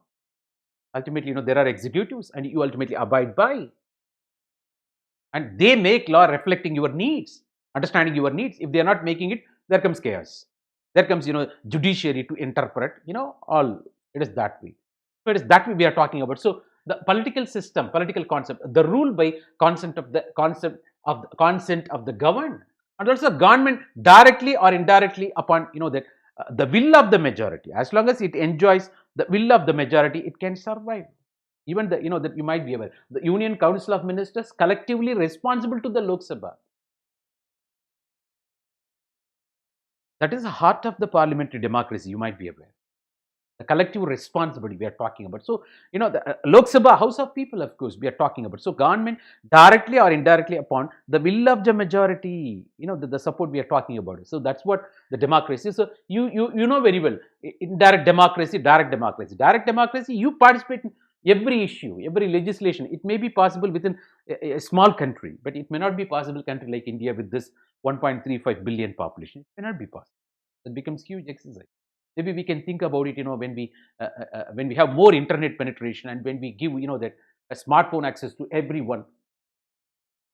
That's what even, that given COVID situation, online education, the very editorial is talking that way. The freebies, now I suggest to the political parties, let me give you. So when you are talking about, that freebies, of course, we can't say don't go for, even you won't listen because you want votes. How to influence the voting behavior of the masses. When that's the scenario, please go for, smartphone. And also with internet connection, that gives them, at least their kids will learn out of, that when the schools becoming going for hybrid model, that both traditional learning as well as online learning, get the benefit out of it. Already I think some of the schools, that the education institutions, they've given laptop also, you might be aware. It is that way. So now the portability that becomes with internet penetration, free Wi-Fi. They're talking about what maybe. So when that happens, maybe even direct democracy possible even in India also. As Mark Zuckerberg says, why can't we vote online? So direct democracy, you say plebiscite, referendum, even the Spain Catalina, even the Brexit deal, and the Quebec referendum once happened in Canada. Of course, we are talking about it. So the direct democracy, citizens, they themselves, participate in the legislation. That happened in the ancient Athens, even the recent examples I told you. So the representative democracy, what we Indians practicing, we send our representatives. It is called delegated legislation. You delegate someone to legislate on behalf of this constituency, to legislate from the respective, the parliament or state legislature, whatever maybe. Of course, the representative democracy, it's happening in the large societies. Society may not be appropriate term. Large communities, larger communities. Of course, Indian society, when you say, it is community. So by how? By conducting free and fair elections. Somewhat, thanks to all those, that very electoral reforms. Dinesh Goswami recommendation, thanks to TN Session, all those things we are talking about, and also the very secret ballot, the universal adult suffrage we are talking about. So the majority rule we are talking about, that is a part of, the democracy, and it doesn't mean that, that you should give up, minorities. With more power comes more responsibility. So the majority rule parallelly talks about, you got responsibility to protect the minority. Got the idea, na? That is what our democracy we are talking about. It is the essential aspect of the democracy. There comes the role to, protect minorities. Of course, that your responsibility to protect the minorities, though you are a majority. So the political and modern democracy, when you're talking about modern democracy, you talk about various liberal ideas. From traditional democracy, how the modern democracy, if at all different, the recent things where you talk about secularism. You don't, the strict segregation or separation between, the church and state. The religion, otherwise, they're getting reduced to the private affairs of an individual. We don't have, that state religion, as I told you. But Indian secularism is totally different from Western secularism, you are aware. And also, in front of law, all are equals. But of course, it is not free from, the protective discrimination, Article 15 within bracket 4, 16 within bracket 4, where we practice it, from equality to equity, the principle I'm talking about. We understand historical recorrection. People hitherto oppressed, suppressed should be taken care of.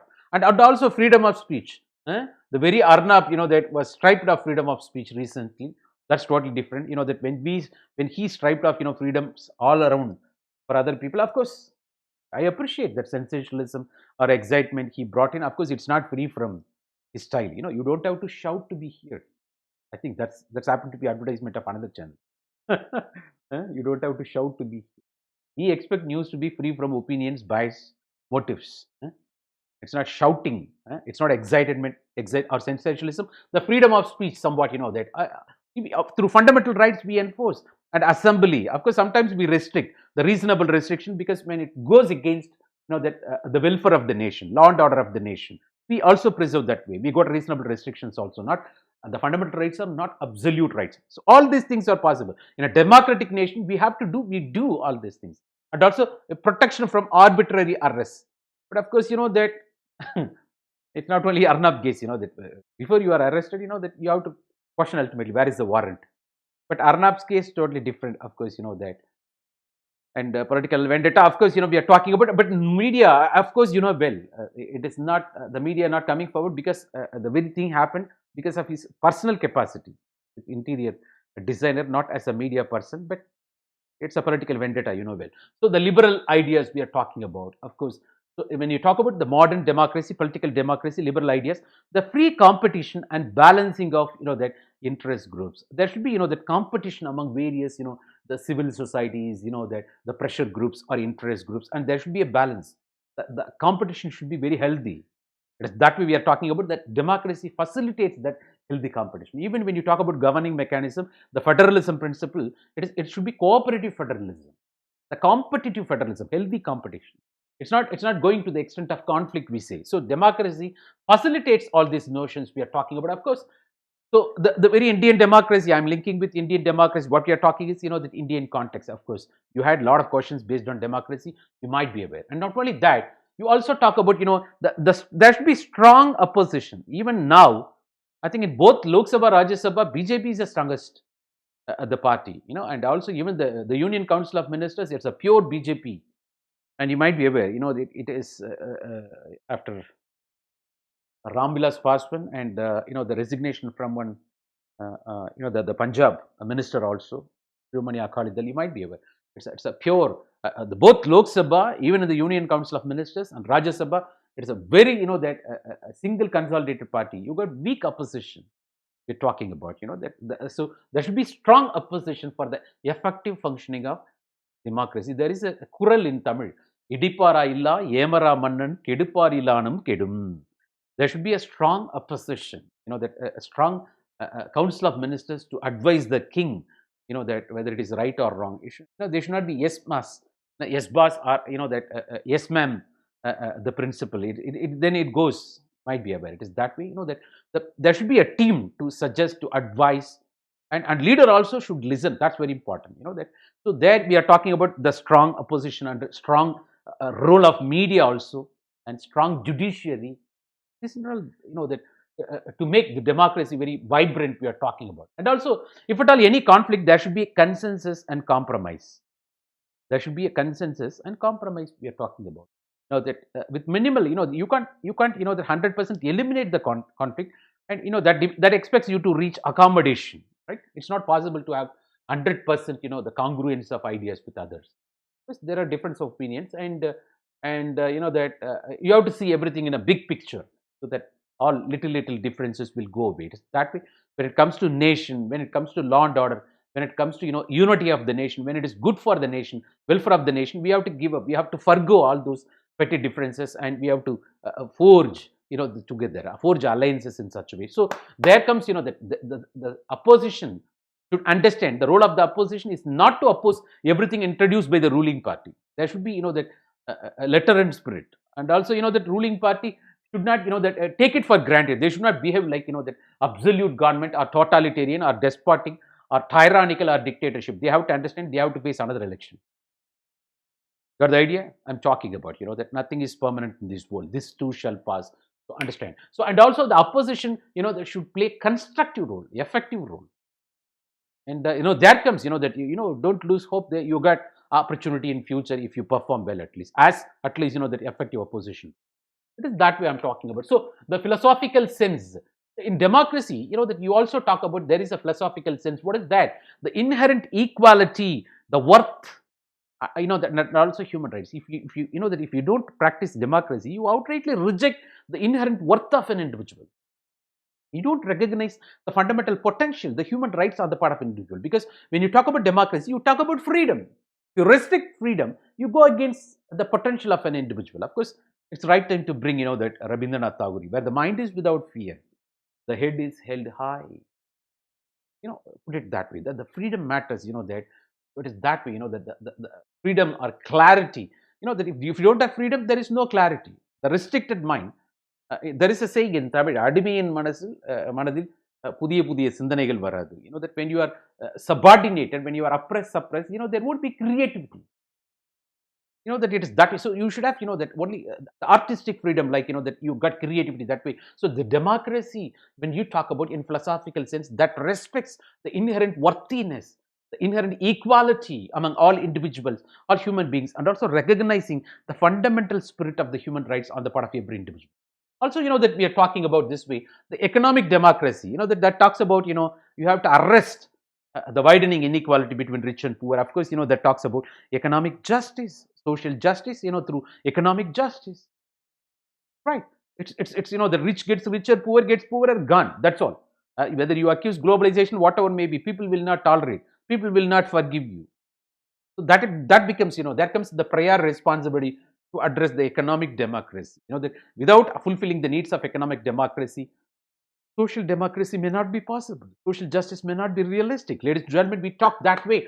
And also, the very industrial democracy, if you say the democracy has got multiple forms, of course, that when you talk about industrial democracy, the control of industry by workers, it is not at the prerogative of the management. Then that goes against the working class. Of course, that leads to exploitation.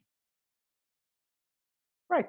That way, that industrial democracy, that should be run by enough space for the workers, the democratic, the principles. That's what participation of workers in the management, so that that hobnobbing, that goes productivity maximization, and also the management taking care of the welfare of that the very workers in such a way. It is symbiotic. It is that way. So the social democracy, of course, that. So the very social democracy, when you talk about that, opposes the various types of classes, because class is nothing but a type of class, of course, nothing but the ownership over economic resources. When you got variety of the classes, of course, that talks about the widening that inequality. Otherwise, inequality in terms of ownership over economic resources, that's not good for social justice. So social democracy always opposes the presence of social classes. You understand? It is that way.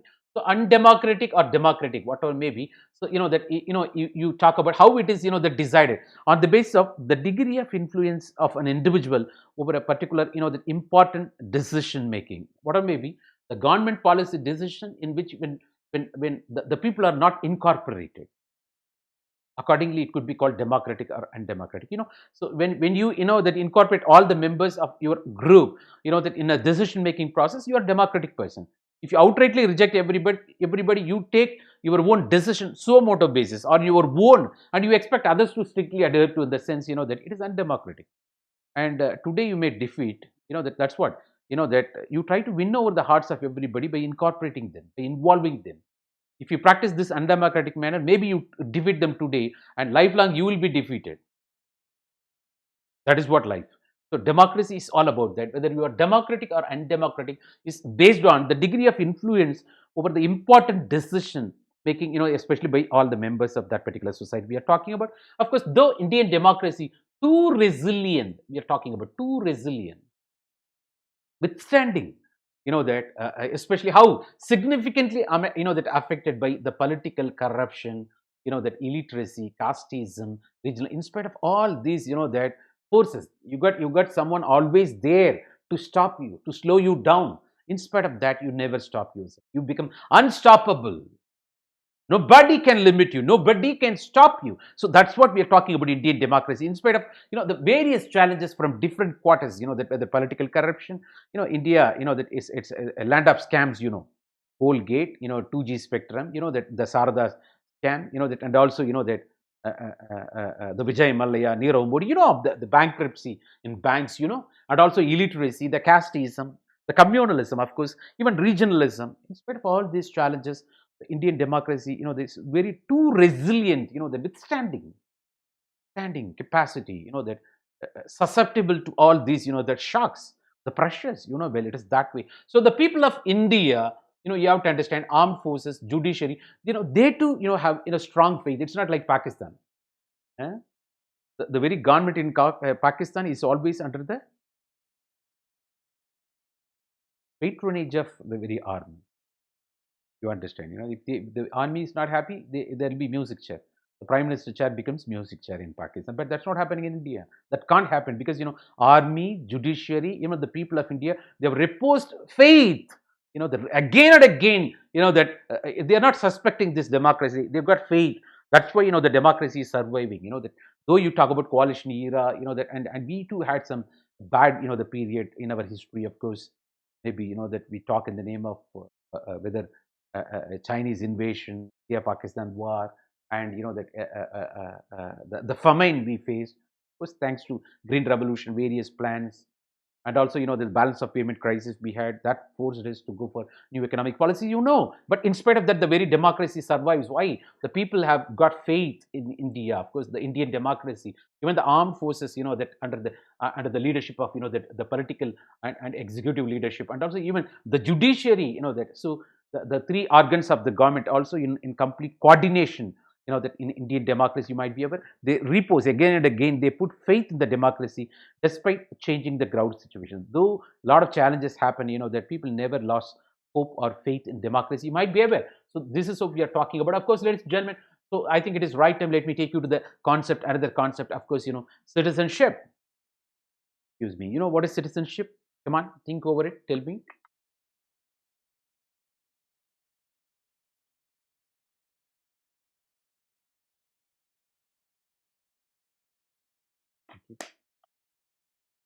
Right.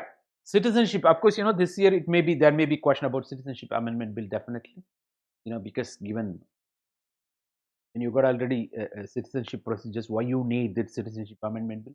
That is a criticism. Why that the India, that it's a secular country. How come you can talk about religiously persecuted people? You got your own political manifesto. You want to bring back your people. All these accusations, the controversies we are talking about. Of course, every political party has got its own manifesto, has to answer its own pressure group. You might be aware. Yeah. Thank you, Mr. Siddharth. Yeah, long time, because we were engaged in platform and also with other GS segments we were teaching. That's why, because we got agenda. So we go accordingly. But anyway, you can watch all those videos. Welcome, Mr. Siddharth. After a long time, I'm also meeting you. Right. This is, the paper 2 of, that sociology, especially the politics and society. You will be having, that, because I go with my agenda. Parallelly, I meet you. It is that way. That works that way. So, citizenship refers to the position being given to the citizen. It is a position, that given to the citizen, of being a citizen. That it refers to the position, especially when you talk about citizenship, of being a citizen. And it's not it as a citizen. What's your? It's not always questioning about your right. That's what we say. The rights and duties go together. People are very much keen in enforcing their rights. What about duties? The Constitution has got fundamental duties. Without discharging your duties, you don't have right to question anybody. They are almost like two sides of a single coin. They are inseparable. You will do nothing, but nation has to do everything for you. What is this? Misplaced expectation. This is wrong expectation. We are not expecting you to, that be like, parobagat, like, do everything. I don't expect you to follow the nishkama karma. That will take time for you. So the thing is, at least do something, After that, you got, right. You won't do anything, but you want everybody to, that everything for you. Of course, it will happen today. How long? How long? That is what I'm asking you. As a citizen, you got responsibility. You got duties, that if you do nothing, you want a, this, I'm really worried about it. That's on the part of, the people. Of course, worry is the misuse of imagination. Let's not go to that. Hope you understood the spirit. Of course, the citizenship refers to the position of being a citizen and the collection of rights and duties of this position. You're talking about, that they are two sides of a single coin. These rights define the socio-political membership with the consequence of allocation of collective benefits to the social groups and households. That it has got as a member, that of a particular nation, as a citizen of a particular nation, that you got, that all those rights, you are entitled, the privileges, that of course in India, that you got a lot of schemes, also direct benefit transfer schemes, everything. You're talking about, that the subsidy mechanisms, the various provisions. The developed world, of course, you talk about social security mechanisms, but we don't say per se, but we have incorporated through various schemes and policies, programs. You might be aware, right? So, and what about your duty? 11 duties. That Article 51A, 11 duty. What you're doing with that? It's that way I'm talking about. So, citizenship was discussed by thinkers. That J.S. Mill, John Stuart Mill, and Jeremy Bentham. They are English utilitarians. You might be aware. J.S. Mill, John Stuart Mill, and Jeremy Bentham. English utility principle. Utility, there should be a purpose. The thinkers, the social thinkers, they also took that from, the quantitative utilitarian to qualitative utilitarian. They gone to that level also. It is that way. So the purpose, the utility aspect of, everything. The citizenship already, discussed by these social thinkers, English utilitarians especially, belonging to the school of utilitarian school, where pleasure is better than pain. They will go according to utility or purpose, who focus mainly on individual liberty, political participation, and property rights. They never spoke about duty. That's the thing. They spoke, much about, that the very rights from individual angle, individual liberty, the responsibility on the part of the nation to provide everything to all citizens, and ensure political participation and their property rights. Of course, we deleted this, that right to property, from a fundamental right, very well. It's that way. So there comes, of course, sociologist T.H. Marshall, that who discussed, that the citizenship with attributes of, that welfare state. As a nation, welfare nation, you got your own responsibility to protect, all citizens. That talks about the nation's responsibility. What about individual's duty? Individual's responsibility. Who is talking about it? So this is the right time. Don't ask what the nation has done to you. Ask yourself what you have done to the nation. That comes in ultimate. So it's that way. So not only that, Marshall also, they provided an evolutionary view of citizenship. They're talking about, developing through various stages. It is according to, and he worked, the sociologist, that Marshall, you have to take into account, that, and Marshall divides the citizenship into, that three parts, especially the civil rights, political rights and social rights. This is all for your information, from sociological angle. The civil element is composed of course, I'm going to elaborate a little bit about this. The civil element is composed of the rights necessary for individual freedom, like personal liberty, freedom of speech, right to own property, freedom of that. These are all the civil rights on the part of every citizenship. citizen according to Marshall. Then what about the very political rights when you talk about that says, that, and before going there, there's some more points I have to add with you here. Institutions mostly associated with civil rights are the courts of justice. You got that's what Dr. Ambedkar says, Article 32, heart and soul of the Constitution. The 12 to Article 35, you got fundamental rights. Article 32 is otherwise called the key to the Constitution. Because we say preamble here, heart and soul of the Constitution, Article 32, and also the 226. All your writ jurisdiction, that only the Supreme Court and High Court, Article 32 and 226, through which you enforce your rights under writ jurisdiction. You might be aware. So there comes, the role of, the courts of justice to properly interpret and provide justice to you. So the civil citizenship ultimately paved the way to move towards political citizenship. So according to Marshall, we are talking about, when you talk about citizenship, civil, political, social, the civil leads to the political citizenship. Of course, that through court, you enforce that. The political element mainly means to the right to participate in the exercise of political power. We are talking about, ladies and gentlemen. So, that there comes, that your right vis-a-vis the political domain. It is that way. As a member of the body invested with political authority, or an elector, as MLA, MP, as voter, as electorate, that you might be aware. It is that way. All dealings with, that your political rights we are talking about, maybe in the local body, or the councils, urban local bodies, even in the central parliament or state legislatures. We're talking about how do you enforce that? The universal suffrage, your political right we are talking about, that marked the beginning of the political citizenship of individuals. That even Britain, Europe, that women were never given right, but as independent India, we gave women the right to vote. You might be aware. Prior to that European administration, are you aware of this? To some extent, we are progressive. So they are talking about women freedom that we gave. Even in the ancient society, women were equally treated. It's after Gupta period. It is after Gupta period is called golden period, but low status of women is attributed to that. And even Mughal administration, low status of women. The ancient, the Sabha Samiti, where women allowed to participate, we gave equal freedom to women. For your kind information, of course, that the political rights to women as independent India, that's prior to that European society, you might be aware. So universal suffrage ranked beginning of political citizenship to individuals we are talking about. However, Marshall asserted that political franchise was not one of the rights of citizenship, but actually the privilege of the limited economic the class. That so it's you have to understand that talks about privileges also parallelly we are talking about. So universal suffrage maybe you're talking about. So the political franchise was not the rights of citizenship, but actually the privilege of the limited. It talks about the discrepancy, the inequality, the access to the political echelons of society. Very well. The contesting, even that's happening in even today's political parties also. Even in Tamil Nadu, Dravidian parties are not free from accusation. I hear a lot of I gave 5 crores, I got the seat. And how come you can expect this guy MLA or minister to be transparent or honest? Huh? How he will earn the 5 crores he gave for availing to get the ticket? However, quid pro quo. Ladies and gentlemen, it is that way, that the political corruption we are talking about. So that is what otherwise dynasty politics we are talking about. That it's not not every chai wala like that Prime Minister Narendra Modi ji can become Prime Minister.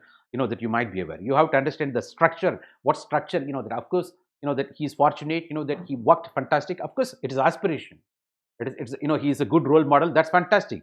But that it's not free from that obstacles you might be aware. We're talking about it is that way. So the privilege of the limited economic class we are talking about, of course, right? So the citizenship, the social element means that to be able to live in a society as a civilized being according to the prevailing standards in a society with economic welfare and security to the right to share of the full social heritage. Whatever maybe it talks about in what way the society that can give this that provide because of your citizenship that you lead that a civilized life that with good standards that of course the social security mechanism, though we are not speaking we've got equivalent mechanisms here in India, you might be aware.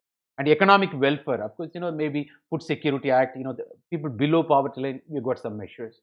And through various schemes, even for women, even for that small and marginal farmers, even for that entrepreneurs, Mudra scheme, We've got a lot of schemes, that, and also we are working, but it will take time. India in transition, and given COVID crisis, we have to do a lot. You might be aware.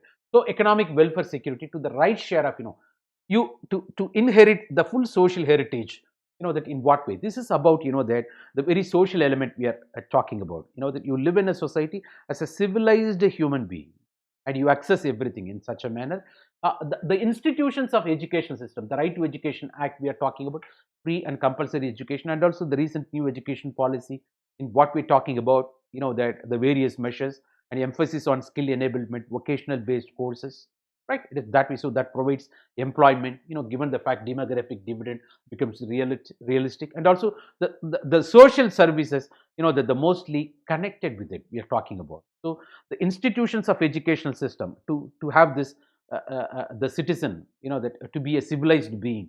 You talk about, support from different quarters, especially, right? So the Marshall thought the procession of all three of these elements, that of rights, that a guarantee of formal equality, a formal equality that puts an end to the inequalities of class and status formed by capitalism. So it speaks in favor of, the socialistic pattern. You might be aware. Now we are leaning towards capitalistic society, because the aim of capitalism is a profit. You might be aware. That leads to exploitation. So the corporate driven politics. Otherwise, our leaning towards, the capitalistic ideology, the economic system we are heading towards. Of course, that we should be very wary. We should not compromise welfare nation notion, and we that a part of, socialistic pattern. You might be aware. So the Marshall thought the procession of all three elements, that whether civil, political, social, that citizenship, all these elements,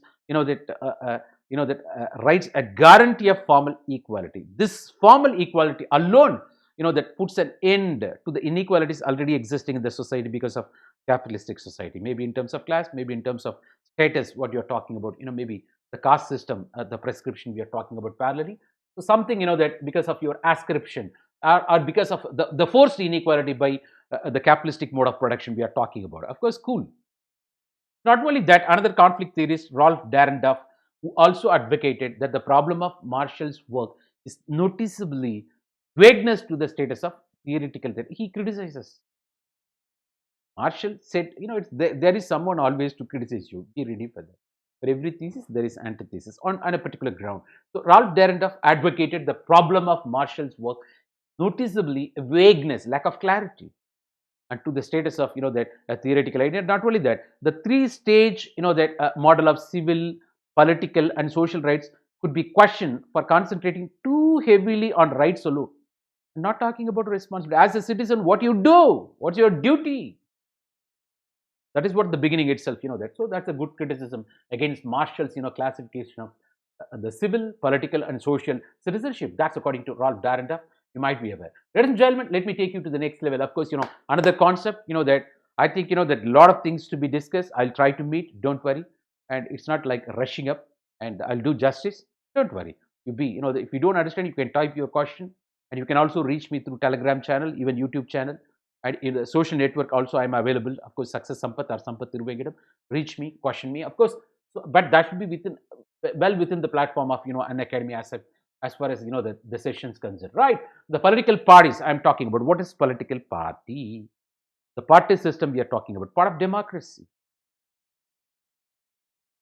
In India, all these political parties, they played positive role. That especially what? For conserving and promoting democracy. You want to preserve and, that the promote democracy, you need political parties. Of course, in India, fortunately, we got multi-party system. The parties are representing, they are the medium of communication between people and parliament, mobilizing public opinion, policy making process. They participate. And they prepare manifesto prior to election. After election, after getting elected, they have to make policy, part of parliament or respective state legislatures, whatever may be. You need role of political parties crucial. For that, we've got election commission to register them, to de-recognize them when they are not meeting the standards. You've got national parties, state parties, registered parties, unregistered parties, and the role of election, that a commission to conduct free, fair election by strictly adhering to model code of conduct. You might be aware everything we are talking about. And also the disputes, that, and also incorporating, bureaucracy to to realize that free and fair poll, you might be aware.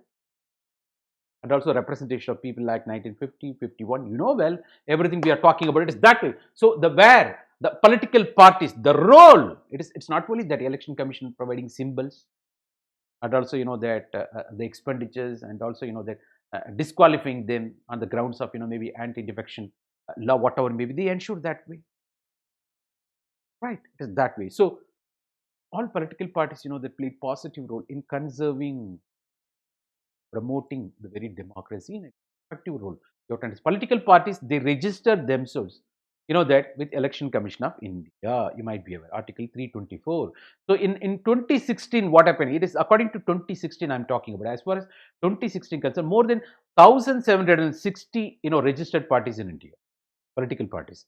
And if you take into account, that national parties only 7, and 48 state parties, and more than 1,700 unregistered parties. You might be aware, that all those 6% of vote share, 4% of vote shares, to be qualified, all those conditionality you would have studied in Lakshmikant, especially Indian Constitution governance. You might be aware. So that the conditionalities they have to meet, and also sometimes that the dispute over allocation of symbol, you might be aware, all those things we are talking about. So the political part, there comes the election commission's role is very crucial. So the political parties, what they do, they mobilize political opinion, that public opinion, the political opinion especially, and they also serve as a medium of communication in the parliament or even state legislature as MLA, in the local body, urban, rural, you might be aware. So, and they raise socio-economic issues with the government in power. So, as a member, that you interact with your people. All my, that young MPs, I'm telling you, of course, that even my people are there. Of course, I'm telling you, that I'm very happy they are doing that. So you have to interact with that your own constituency people in various sections of population. You sit with them, at least alert that one day per that village, all villages, and also that you meet section wise, age wise, maybe category wise.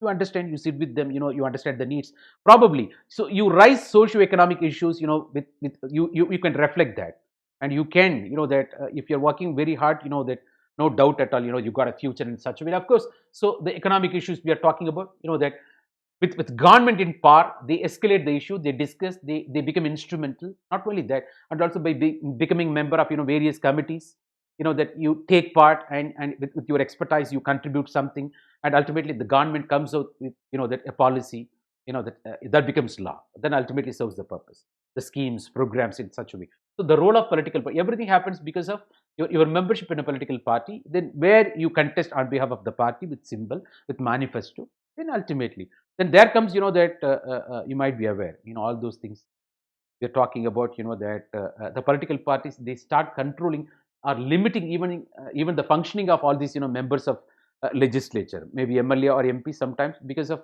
their own political intention, political alliances. That's also happening at the very political parties, that challenges we are talking about.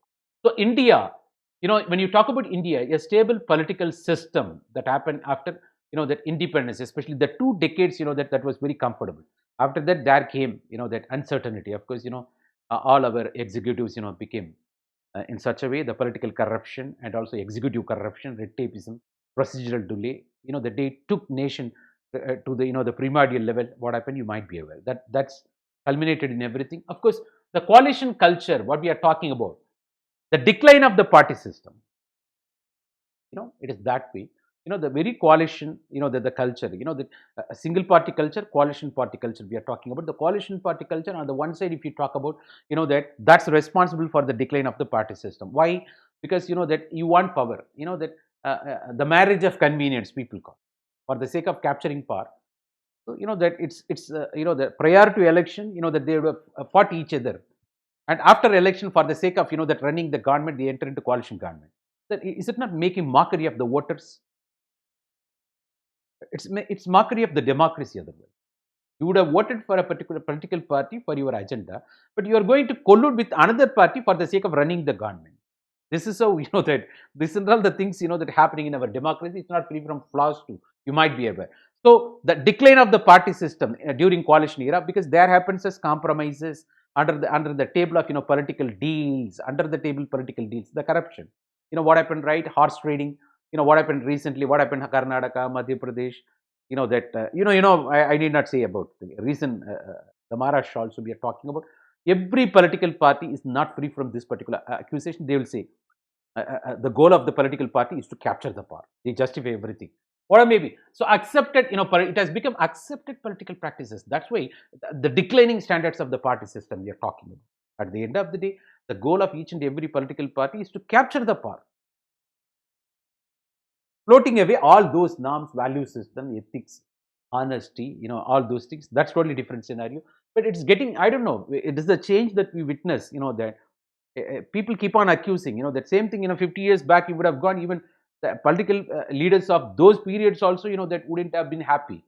They would have accused someone that time also. Maybe the size of the corruption, maybe more today. That's what the change we witness, the institutions, the lacking value system we are talking about. Of course, the coalition culture we are talking about, the promotion of more inclusive politics that we are talking about. So that it is also, on the one hand we are accusing it's responsible for the decline of the party system, and also you become more accommodative for the sake of giving good governance. You can also speak other way around, or effective governance. When it comes to that serving people, otherwise it will become suspended animation. You can't wait for another election, given that hung parliament, hung legislature, right? Somehow there should be a mechanism in such a way to meet that majority, so that you rule, people benefit out of it. Otherwise, it's waste, everything. So the promotion, you in that sense, you accommodate even political parties for the sake of running government, inclusive politics.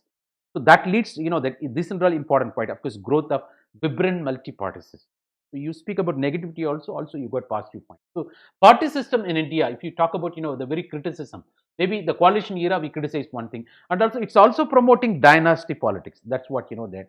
So, every political party, that, of course, we talk about, that whether it is, Yadav, whether it is, the Sonia Rahul we are talking about, and maybe, of course, Lalu Prasad Yadav, the so-called family we are talking about.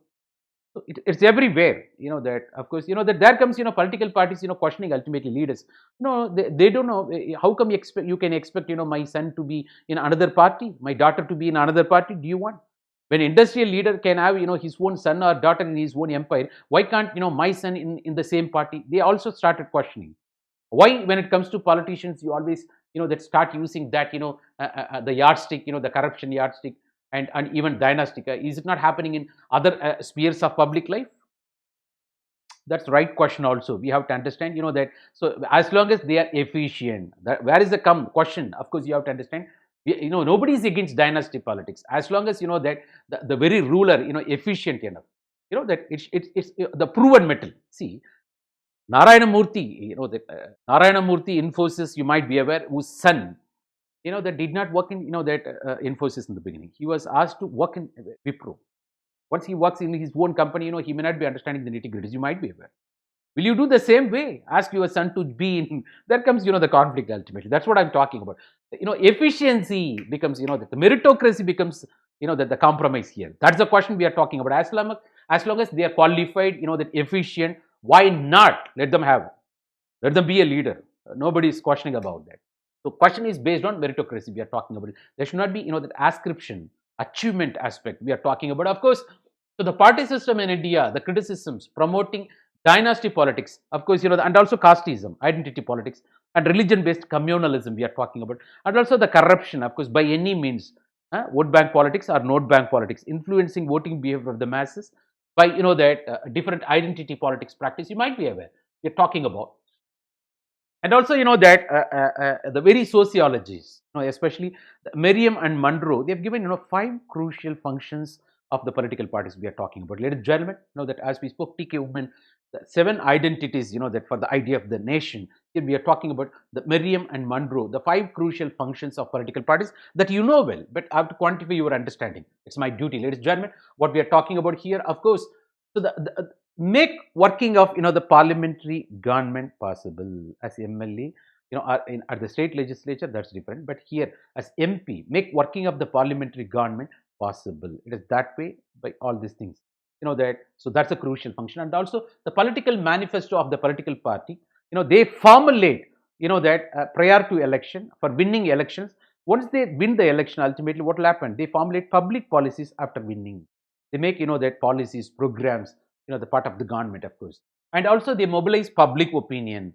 They enhance political consciousness of the common man. It is that way, ladies and gentlemen, that. So through their, debates, through their participation in the media, and that, and the effective propagation of the ideas, that they use even social network nowadays, that effectively, you got various agencies also to support parties, that now, that, now even the established political parties, they started relying on, that some event managers, and the Cambridge Analytica, everything, which is not free from the influence of the social network giants like, Facebook, the Google, Twitter, or maybe it is that way. The story. So the mobilize, public opinion, enhanced political consciousness of the common man, and use of symbols and local leadership. That all these things we are talking about. Five crucial roles, and also the fourth one, you provide political stability against parochial forces. If there is no political party,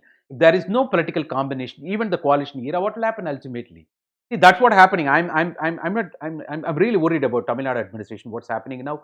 That it may be, in other states also. Because last 3 years there is no local body election here. What happens ultimately? What about local body administration? What about local self government? What about democratic decentralization? What about funding? So ultimately, what happens, right? That it's complete, no street light, no streets. That you can't take your car on the roadside. That everywhere you see mountains, no leveled roads, not at all roads, no leveled roads, no electricity, frequent power cut. What's happening? I'm asking, of course. No local body elections, only corruption. Even the Corona lockdown, one thing, that not stopped, that's corruption, political connivance. I don't know what's, of course, they have to face another election, war maybe. So what I'm talking about, people will never, that you can fool some people sometime, some people all the time, not all the people all the time. Of course, that there are days, the people will be, all those, errands will be thrown out of, mechanism. Well, it is that way we are talking about, that's what democracy. That is how, the democracy survives. People understood, of course, what's happening, you might be aware. They will be punished, right? So provide political stability against parochial forces. What happened? Even the coalition era, there should be a combination. Otherwise, what will happen? All those, parochial forces will be active. When there are no local bodies, that administration, what will happen? A sheer corruption, straight, ultimately straight corruption happens. Those days, the councillor would have got 15%, 20% corruption. Now the straight corruption.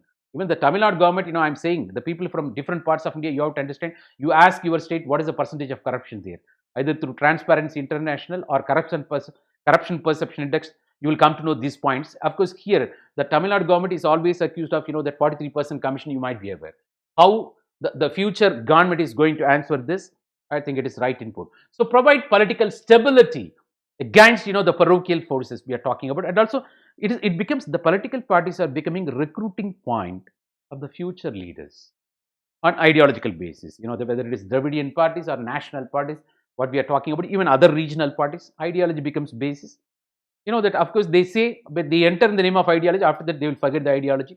That may be a different scenario. You might be aware. At least during elections, they talk about political manifestos. Yes, ladies and gentlemen, we are talking about. So, Merriam-Monroe, according to Merriam-Monroe, the 5 crucial functions on the part of political parties.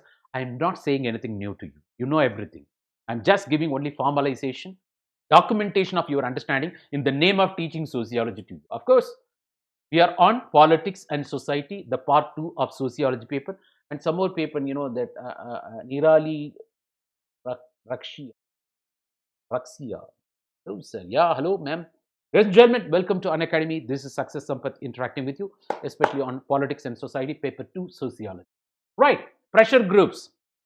In general, they are called as interest groups. They've got their own interest in their mind. When they become more specific, they are called pressure groups. They may not be part and parcel of the formal mechanism, but they are capable of influencing the policy decisions. As you got RSS for BJP, as you had, one individual remote control Sonia Gandhi for Congress party. Of course, even individuals becoming, the pressure group, even trade union movements for Congress parties, maybe civil society, maybe caste groups for regional political parties, caste organization, maybe religious organizations and its leadership becoming, pressure group. You might be aware. So influence politics, that without entering into, they may not be part and parcel of, that formal mechanism. Without entering, they are capable of influencing the policy decision. Powerful, you might be aware. Sometimes even corporate people, Asochem, NASCOM,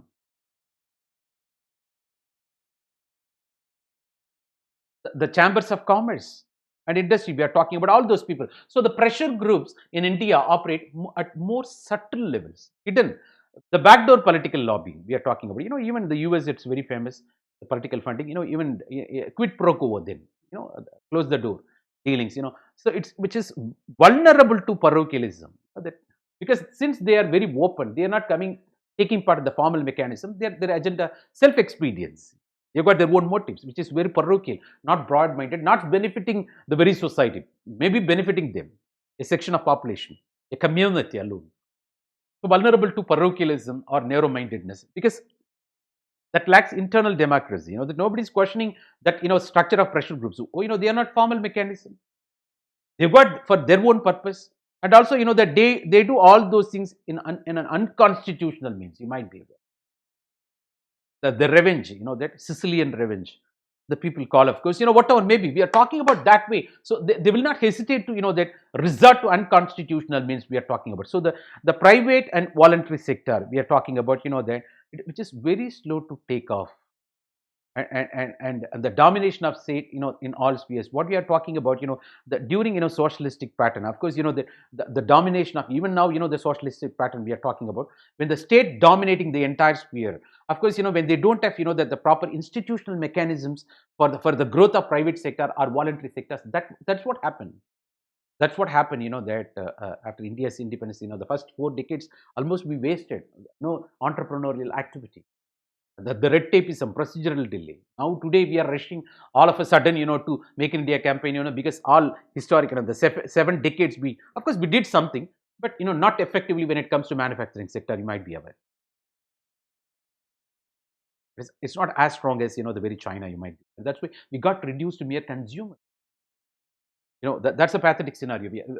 No strong R&D, no strong manufacturing sector. From agriculture to straight away service sector, we jumped into. That's why structural crisis we are talking about. Why? Because of the domination of the state spheres, public sector units. They become white elephants. They do nothing. They get only salary.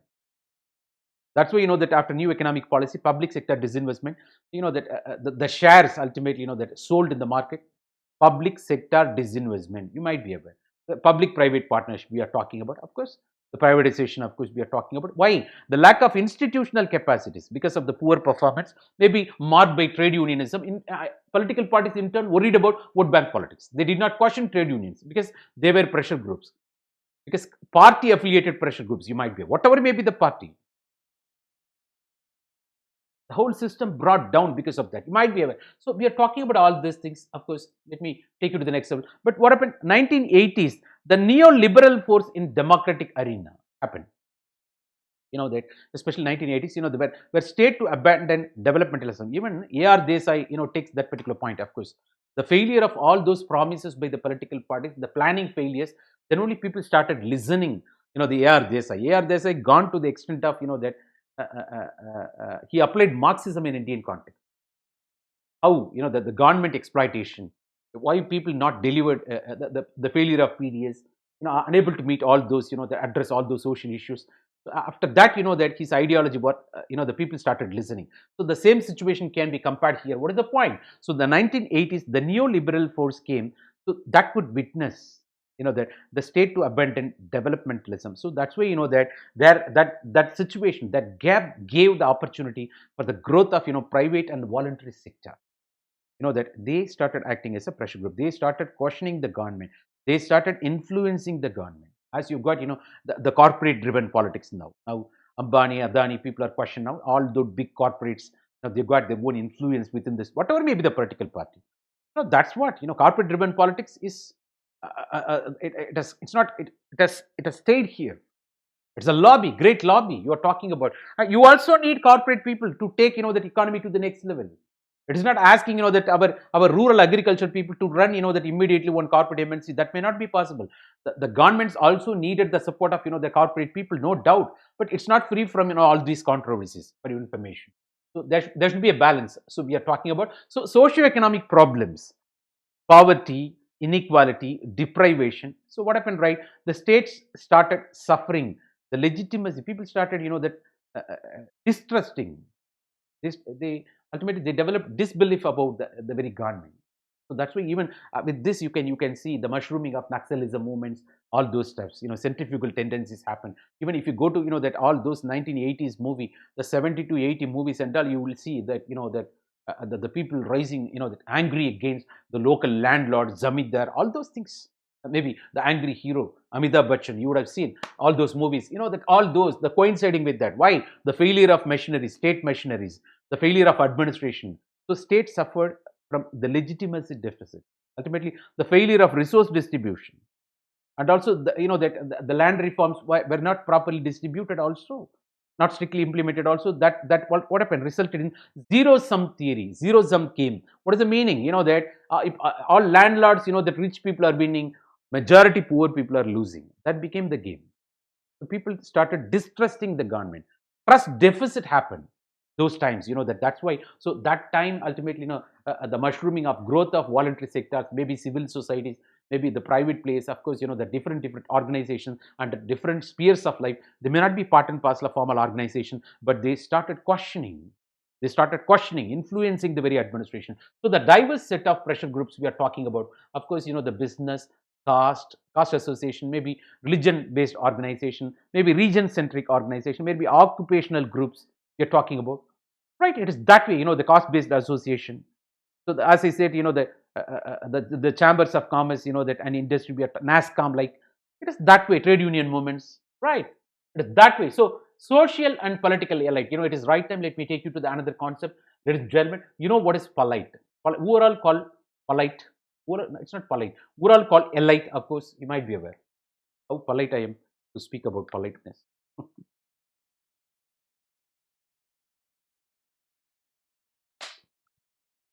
Social and political elite. What do you mean by who are all called elites? Those who excel due to their possession of personal qualities or possession or affiliations. They are called elites. They are the creamy people cutting across various spheres of life. You call, that elite, top people, top category you call, no? They are called elites, whatever may be the sphere. When you talk about political elites, that they've got the power to influence. Political elites. They're capable of achieving whatever may be the projects. They are ready to see the approval for that, whatever may be administration. There are people like that.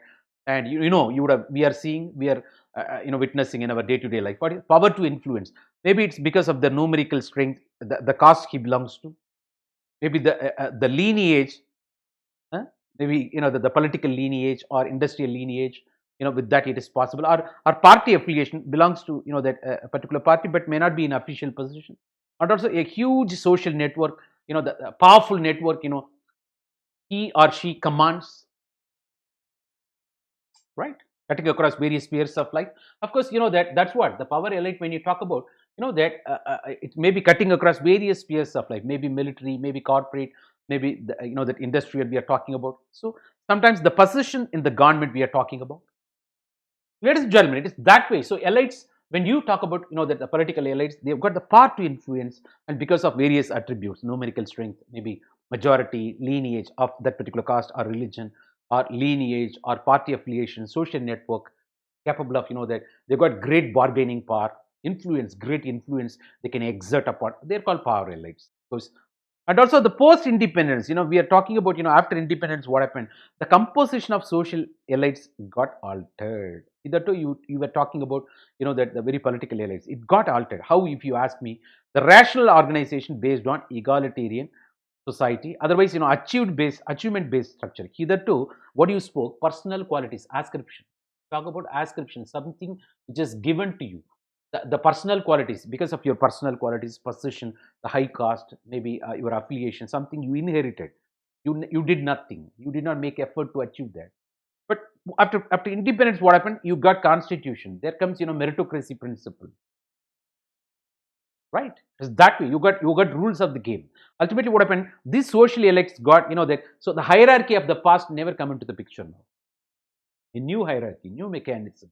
So the rational organization in place, that for egalitarian society. What do you mean by egalitarian society? Where everything is for everyone. All resources are equally accessible to all members of society. If you say, that what about downtrodden minorities, SC, ST people? That's why reservation. So as to provide level playing field. That's called protective discrimination. positive discrimination. Yes, egalitarian society, social justice is enforced that way, welfare nation notion. And also the achievement based, meritocracy based social structure we are talking about. Of course, it is not free from, that special provisions for weaker section minorities through constitution. Of course, that reservation you call, right? So the education kinship ties, and in spite of that, you talk about the role of, the access to education and your relationship, the kinship ties, and also the casteism that plays, the effective role. All these factors, still they've got their own, the connectivity. It's not free from. In spite of that, the post independence, even today, you see, your level of education, that you can influence accordingly. You become role model. You are capable of accessing. You come to know everything, right? Otherwise, you can approach the court. You can approach the media. You go for public interest litigation, right? Yes, it is that way. You got access to your own network, and also that the kinship ties. Your relatives may be in well-off position, as like that they also combine. Sometimes they come forward to support you, and also your own caste as a pressure group. That of course not ready to give you up, right? It is that way. So the effective role we are talking about, it is that way. So and that the different composition, but this particular situation is different in rural areas and also quite different in urban areas. That varies. That is what we are talking about. In the rural, it may be caste based or land ownership based, but whereas in urban areas, it's totally, the professional. You become an entrepreneur. Ultimately, maybe that your political access, maybe that your network. Once again, social network we are talking about. Your position in various, that civil societies, pressure groups, that influences. You get a lot of opportunities there. That varies. We are talking about, and your role in media here, effective role in media, part of judiciary, that way. So the northern states of, that the very Haryana especially, and western UP, that you have to understand, this is, that they are rural elites. You could witness, a new kind of rural elites. How? The Jats and other landed, other backward classes people, they are new rural elites. You have to understand. So land-based ownership, you might be, you talk about all these things, that the economic affluence with which, that so they command, they get, more bargaining power. So they become, that the elites in their own respective spheres. So the social elites in urban areas, when you talk about, that it may be, as I said earlier, maybe based on professional services, and maybe, that the meritocracy, what you achieve, and also, that your consumption pattern, right? That your lifestyle. So urbanism is a way of life. Urbanization is a process. Urbanism, the style, the changing consumption pattern. Yeah, of course, you become elite. That maybe your Rolls Royce, maybe your costumes. That all consumer durables. You may not be that much richer, but that happens. So you become elite. The lifestyle you lead in such a way, and also the business and trade leaders access to higher and research education. So social elites in urban areas on these counts, whereas in rural areas, maybe caste based or dominant caste based, or maybe land ownership, right? Maybe numerical strength, the dominant caste. Yeah, that way we are talking about, that, ladies and gentlemen. So elite could be, that political elite, social elite. That now it is right time. Let me take you to the concept, that regionalism. Of course, it's an ideology, no doubt. That ism centered around region, a particular region, son of the soil theory. This guy, Madrasi, uh, Gujarati wala, uh, Marathi wala. You speak that way, na? You region centric, that talk. You feel, the community sentiment. Sometimes, that you give priority, that as Malayalis, they got strong affinities, wherever they go. Malayatil samsarikanum, they will start immediately mingling, or maybe. And that affinity, of course, that you owe to your own region, that you feel indebted, you show gratitude towards, whatever, maybe subscription, loyalty. So the people's loyalty are region centric, maybe in terms of language, maybe in terms of race, ethnicity, and also maybe because of your religion. The minorities, they have got very strong solidarity. Why? Because that it is very natural tendency on the part of minority to feel secure against majority. Natural tendency I'm talking about, not forced. There comes inter-conflict, intra-solidarity. So naturally, the religion-based, there'll be more. That's what people say. There'll be 100 people, 98 people part of majority. There'll be one plus one plus one, right? But whereas the two minorities, there will be one plus one, two. 98, they'll be standing alone, but two people they'll be standing together. They are no more, that one people. They are called two people. So naturally, there'll be tendency, that when size is very small, solidarity will be more. When size becomes large, complex, that becomes anonymous. Solidarity may not be there. Of course, there are also possibility of solidarity according to Emil Durkheim, the organic solidarity. It is said that way. We are talking about that. So that according to even the geography decides that particular that loyalty. Of course maybe region specific we are talking about. So Harihar, like Telangana movement. What happened? Telangana movement. You might be aware. So Harihar Bhattacharya, according to that particular sociologist, the very diversity of India. You know that India is well known for its own cultural pluralism, melting pot. You talk in that way, a pluralistic notion. Of course, it is diversity of India, a major challenge for reconciling the regional difference. That way, you have to accept as they are. You should not expect towards there should be one nation, one system. Maybe BJP's agenda, but how people will view that that equalizer. They may not that accept this. That it's not free from challenges. It's given the fact the major challenge, reconciling the regional differences. People are not ready to lose their identity. Of course, nationalism okay, but they can't use their local identity. You can try to that in a bigger picture okay, but at the native that level, local level, they may not be that giving up their own that local identity. It's not free from challenges.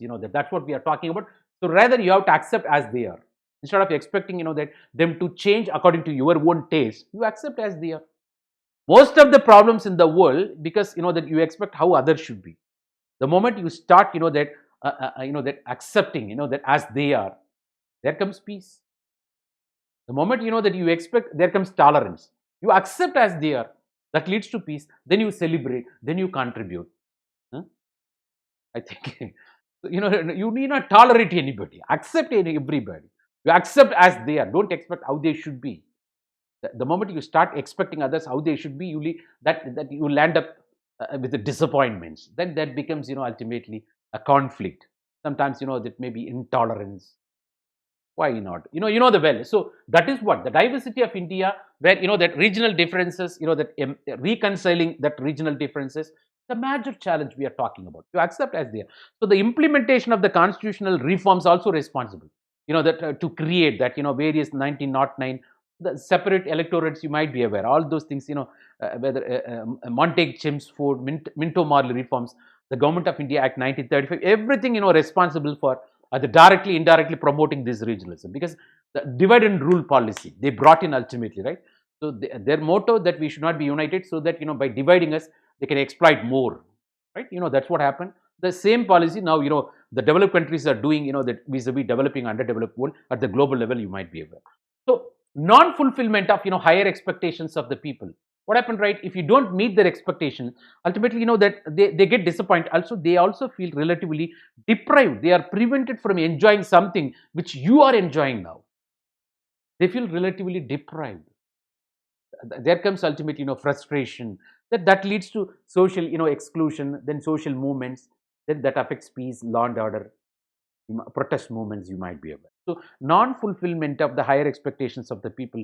Also that every region, the regional aspirations may be there. Even now we are talking about the centrifugal tendencies, the Purvanchal, Vidarbha, separate states, even northeastern insurgency, people demanding separate states. Maybe earlier in the name of language, later the Telangana in the name of development. Yeah, it's that way. So when they are that not that properly taken care of, there comes unity among them. They enter into protest. Ultimately, that resulted in 29th state of India. Of course, out of Andhra Pradesh, you got Telangana. We're talking about why it is the suppression, exploitation. They are not paid back. They are not taken care of. No quid pro quo. Sheer exploitation. This long oppression, suppression led to the frustration, then ultimately a movement, you might be aware. It is that way. So the Dravidian movement, even Justice Party, the agitations by Shiv Sena, Khalistan movement, all these things, that the flavors, various flavors of regionalism, what we are talking about, that the Aryan, but of course there are people saying, that it is the British colonizers, that they brought this theory, Aryan Dravidian theory and all. But there are some leaders saying, it's a bogus, it's nothing to do like that, because we all share same DNA. Leaders are saying like that. But in spite of that, the South Indians, that the Dravidians, they felt, that, very well, the Tamil Nadu, Kerala, Andhra Pradesh, the Karnataka, that even language, the connectivity, all Dravidian languages, the lifestyle, that there is always, that of course, the state of the Madras presidency, you might be aware, that the homogeneity, maybe by political reason, cultural reason, historical reason, you call, even the very language, you see the connectivity I'm saying.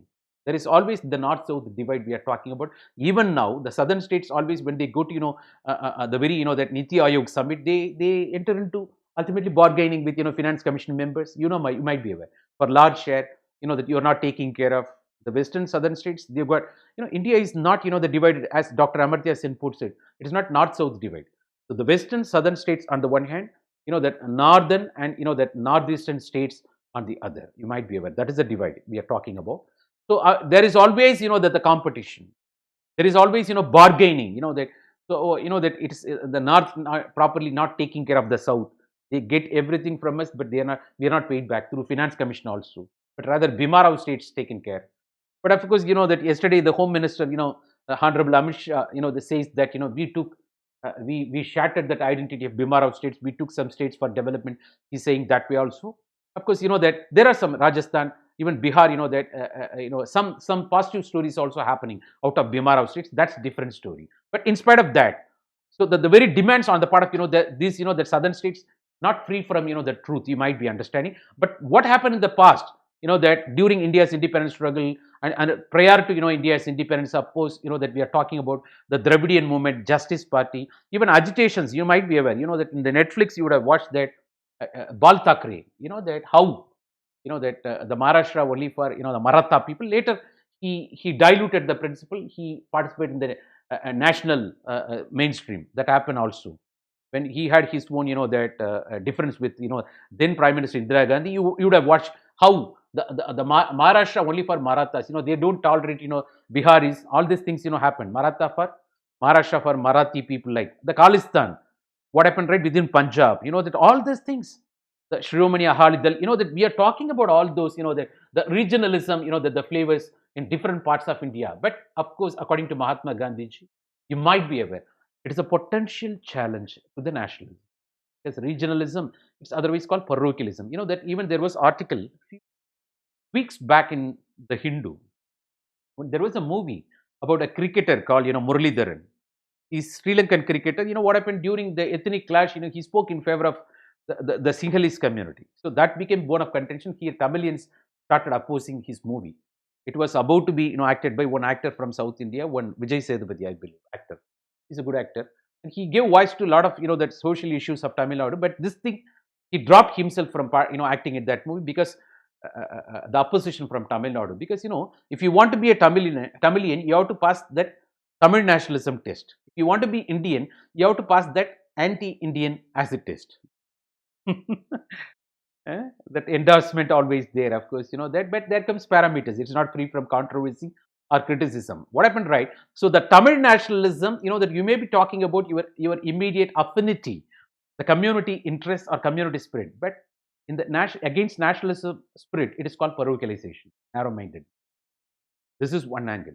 When you talk about nationalism, the global peace and the multilateral world, even your nationalism, speaking on behalf of your nation, is also parochialization. Please have clarity over this. When you say identity politics, speaking on behalf of your caste, influencing voting behavior of the masses is called identity politics. Even speaking on behalf of language, also identity politics. Speaking, influencing voting behavior of the masses on behalf of religion, ethnicity, region, also called identity politics. Have clarity. The same way, when you say Tamil nationalism vis-a-vis, that nationalism, Indian nationalism spirit, Tamil nationalism is parochialization. Indian nationalism versus, multilateralism in the global world. Vasudhaiva Kudumbakam, old as one family, where state Indian nationalism is called parochialization. Only the context differs. Have clarity over this, but the priority. When you are within Tamil Nadu, what should be your priority? Within India, what should be the priority? When you go to global arena, global fora, what should be the priority? Have clarity over that. You have to personalize, customize accordingly. One shoe cannot fit everyone. The yardstick differs from context to context. This is what the essence of sociology I am teaching you. Of course, Mahatma Gandhi said clearly, this nationalism, of course, what we are talking about, regionalism, is a potential challenge to the nationalism spirit, because the centrifugal tendencies will be there. The shattering away, go away from the center, go away from the center. That attitude comes in. That may go against national integration. That's what he was afraid. That ultimately another sociologist, of course, we are talking about the Harrison says it's a prelude, precursor to the nationalism. It begins with regionalism. Later you will embrace. It is from little tradition to great tradition. Think globally, act locally. There comes another slogan. You might be aware, but it is here. That you move from little tradition to greater tradition, from local standards to global standards. From that, when you move from little tradition to great tradition, this is called universalization. You embrace global standards. When you come from global tradition to little tradition, think globally, act locally. It is parochialization. But parochialization as a concept has got negative meaning. But this is what clarity purpose I'm speaking. So Harrison, precursor to the nationalism. According to Rajini Kothari, federalism, that we are all divided in the name of various languages, various regionalism, various culture, of course, various, that religion. And are we not Indians? That's what happened. When you go to northeastern state, given insurgency position, you might be aware, in some of the bordering, that Chinese borders, that people will ask you, are you from India? So the government, in spite of that they've got they're pumping in more money, 32,000 crores, that is spent package by package, and in spite of that, armed force special power presence, sometimes their excessiveness and human rights violation, and also that it is not, they are wooed by the neighborhood, of course, that the very China and Myanmar. You might be aware that the network, National Socialistic Council of Nagaland, and Bodo Autonomous Council, we are talking about so much of measures and governments, the dialogue with those, that insurgent operators. In spite of that, you hear that slogan, are you from India? We are divided. And no we feeling, sense of belongingness in some packets we witness. Why? It's because of that we are talking about. Of course, this regionalism is the notion. So Rajini Kothari says the federalism, which is deep rooted in India. Federalism talks about, of course, the two levels of administration in parallel. And here we have got union administration, state administration. That state administration is subsidiary administration. Union administration is that central administration, you might be aware, which dominates. Accordingly, list system, 7th schedule of Indian Constitution we have. This federalism is cooperative federalism, even competitive federalism. This is how the unity in diversity. That is why India, that is Bharat, shall be union of states we are talking about. It is that way. So very deep rooted in India. So the regionalism, a healthy competitive force and can fuel the process. This is the positive note according to Rajini Kothari we are talking about. Ladies and gentlemen, I think it is right time, that let me take you some more. This is according to Iqbal Narayan. He talks about, the three major types of regionalism. So one is supra-state regionalism, another one is interstate regionalism, the third one is intra-state regionalism. When you say supra-state regionalism, of course, that the issues of common interest we are talking about, that may go beyond the states. 2 to 3 states, that sharing the common, the issue, maybe the common political alliance, ideology, maybe sometimes that against alliance of other states. As I said, all South Indian states, that competing with other states when it comes to the Niti Aayog summit, the Interstate Council, Finance Commission, they want more share.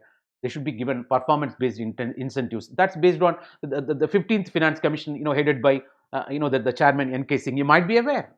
We're talking about it is that way. So the bargaining power, of course. So it is issue the four to five states coming together and that fighting against center or with other states combination. So the competitive federalism, cooperative federalism we are talking about. So it is that way that we are talking about. Even Dravidian movement, of course, all southern states, that ultimately they say that they are not taken care of properly by the northern administration. We have been distanced administration. It is that way. So interstate regionalism, another type of regionalism we are talking about, maybe Kaveri river water sharing dispute. That we have got with Tamil Nadu with Karnataka. I am from Tamil Nadu, so Tamil Nadu with Karnataka. Sometimes that becomes that law and order deterioration. That well, and it is that way. And so river water sharing dispute also that where 2 to 3 states combining together. Here Tamil Nadu, Karnataka also that goes to the portion Puducherry, even Kerala. You might be aware. And also that sometimes the border dispute between that Maharashtra and Karnataka, the regions, and there also that accordingly the water sharing mechanisms problem we are talking about. It's that way. Mullaperiyar Dam, in the Tamil Nadu and Karnataka, that very Kerala we are talking about here when it comes to that Mullaperiyar Dam issue. So it is that way. That even Almaty Dam. Why? The Indus River Water Treaty, of course, that where we are talking about the Teesta River, where that you bring supra state regionalism. That. So intrastate, within a state, you got that self identity or self development based issue, where we are talking about that the very Khalistan movement in Punjab. See, this regionalism, first you should love your community. It is functional on the one hand. Later you have to embrace the global community. In that sense, regionalism is also good. Maybe it starts with regionalism. Later you start embracing the whole India. Then you embrace the whole humanity, global community. So in that sense, it is functional. It is also dysfunctional. The moment you are not ready to come out of the clutches of regionalism, but you don't see everything in the whole big picture, you get isolated. Then it is dysfunctional. Right? You understand? That's why I said priority. The context decides what should be given. Little to great tradition or great tradition to little tradition, or universalization or parochialization. Think globally, act locally, or embrace the global standards, whatever it may be. So the priority you have to customize and personalize. We are talking about, ladies and gentlemen, it is that way. So the decentralization of power, here what we are talking about, you might be well versed in this. We spoke many times in the classroom. Of course, democratic decentralization. The taking the democracy to the grassroots level. You got village, block, district. The three-tier administration at the local body level. That's what I accused recently in Tamil Nadu government. 3 years. Only corruption, what we are talking about, no local body administration. But that here ministers capable of buying 2 floors in Burj Khalifa. I'm not talking about this paralyzation of local administration here, but at least other states, it's performing well. The purpose, taking the democracy to the grassroots level. How? The Gandhiji, that he spoke, the true realization of Swaraj is possible only with decentralization of power, otherwise called local self-government. Lord Ripon, responsible under British rule, that responsible for introduction of this, local self-government, it is the empowerment of, local bodies, rural local bodies, urban local bodies, well. They are otherwise called Panchayat Raj institutions. This is because of Balwant Rai Mehta committee recommendation. You got in 1992, of course, various constitutional amendment to support and strengthen the local bodies, measures taken into account. So it is not centralization, it is going for decentralization, taking the democracy to the grassroots level. So this is what we are talking about.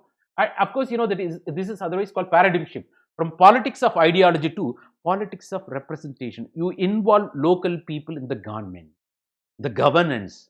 Otherwise, it is otherwise called the local self-government is otherwise called the instrument of social change, and also empowers women. 1/3 of reservation for women. Some states gone to the extent of giving 50%, 60% of reservation for women in the local administration. Are you aware of this? Even the Bihar, Rajasthan. So on the one side, you are talking about Bimara states. That is what I think. Here the Home Minister, Honorable Amit Shah, the statement is correct here. So that from Bimaru identity, that's getting shattered to some extent parallelly. Of course, this decentralization of power, of course, it is a roadmap to rural development. Also, you have to understand. So, in the name of local self-government, what do? You build capacity of the local bodies, and also you enhance manpower, and also that's why what's happening in Mandrega, and also that you provide funding to them, to State Finance Commission. The fund is routed to them. Straight away it comes to the local bodies. You need not wait for all those red tapeism, procedural delay. We are living in the world of direct benefit transfer, and prior to that, this measure, that funding, that strengthening local bodies by funding them.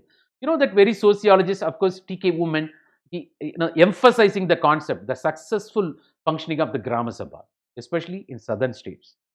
That very, of course, it's not free from challenges. That's fantastic in spite of that, especially the self-help groups, the Mandrega schemes, and also, the integrated child development schemes, how they are functioning, you might be aware. So another sociologist, Gail Ombet, talking about, that this democratic decentralization of power, you might be aware, it becomes, the vote bank politics of the dominant rural elite. They consolidate power, they ultimately dominate the scene. But anyway, it is not free from reservation. You got, that the Dalits reservation, you got roster system, you got 1/3 of women's reservation. Of course, it's a sheer vote bank politics. It works according to, that Gail Ombet we are talking about. So I think it is right time for me to, take you to another concept from, when the education, modern industrial advancement, the development, the technology, the transport, communication, naturally you move from traditional agrarian society to industrial society, then post-industrial society, where you come out of the clutches of your, the traditional modes, custom, tradition, your religion, your faith, your belief system. Rather, you try to embrace, the international standards, global standards, rationalization, logical concept, equality, liberal values, the freedom of thought, expression, from collective principle to collectivism to individualism, privacy, economic achievement. This paradigm shift happens. You know that we are living in the world where religion also undergoes from sacred, all those sacred things. Once you treat it, you come out of that. You started, that you start recognizing rationalization principle. Otherwise, you don't give much sacrosanctum status to those sacred things, things which you revered in the past, right? Yes, your visiting of temple, mosque, or church comes down. Otherwise, that you become more spiritual than religious, where you say that you got God in you. Otherwise, you are not ready to accept the God also sometimes. It's up to you. That rationalization, logical connectivity for every thesis, antithesis. So the secularization we are talking about, this is according to Brian Wilson. We're talking about, ladies and gentlemen, the various social institutions, that gradually become, that distinct from one another. On the whole, you would have seen everything connected, that homogeneous. But now you see the increasing complexity, specialization, because of the division of labor leading to, leading to specialization. You see that, what happened, gradually become distinct, another, and increasingly free of the matrix of religious assumption, and that had earlier informed, that inspired and dominated the once upon a time. You would have been even in the under economic development in the developing world, especially India, China, according to Max Weber in his Protestant Ethic and Spirit of Capitalism, by showing these countries could not see economic development because of their religious belief. Dharma, power punya, transmigration of soul. That's according to, Max Weber. So the religious belief stopping economic development. Also, that so people come out of the clutches of that. Otherwise, all institutions are getting, that more distinct, that more specialized because of the division of labor, and they are no more under the clutches of the so-called sacredness, under the religious, the domination. You might be aware. So M.N. Srinivas. But today we are seeing different scenario. When you send, that satellite, even today, the launch of, PSLV, we are talking about, you break coconut. That happened during Kalam era, Dr. Kalam era, people's president. You'll be sending satellite, and there'll be breaking of coconut. They'll see Ragu Kala, good time, auspicious time, because the investment involved. The outcome of the rationalization, scientific principle, you talk about rocket satellite.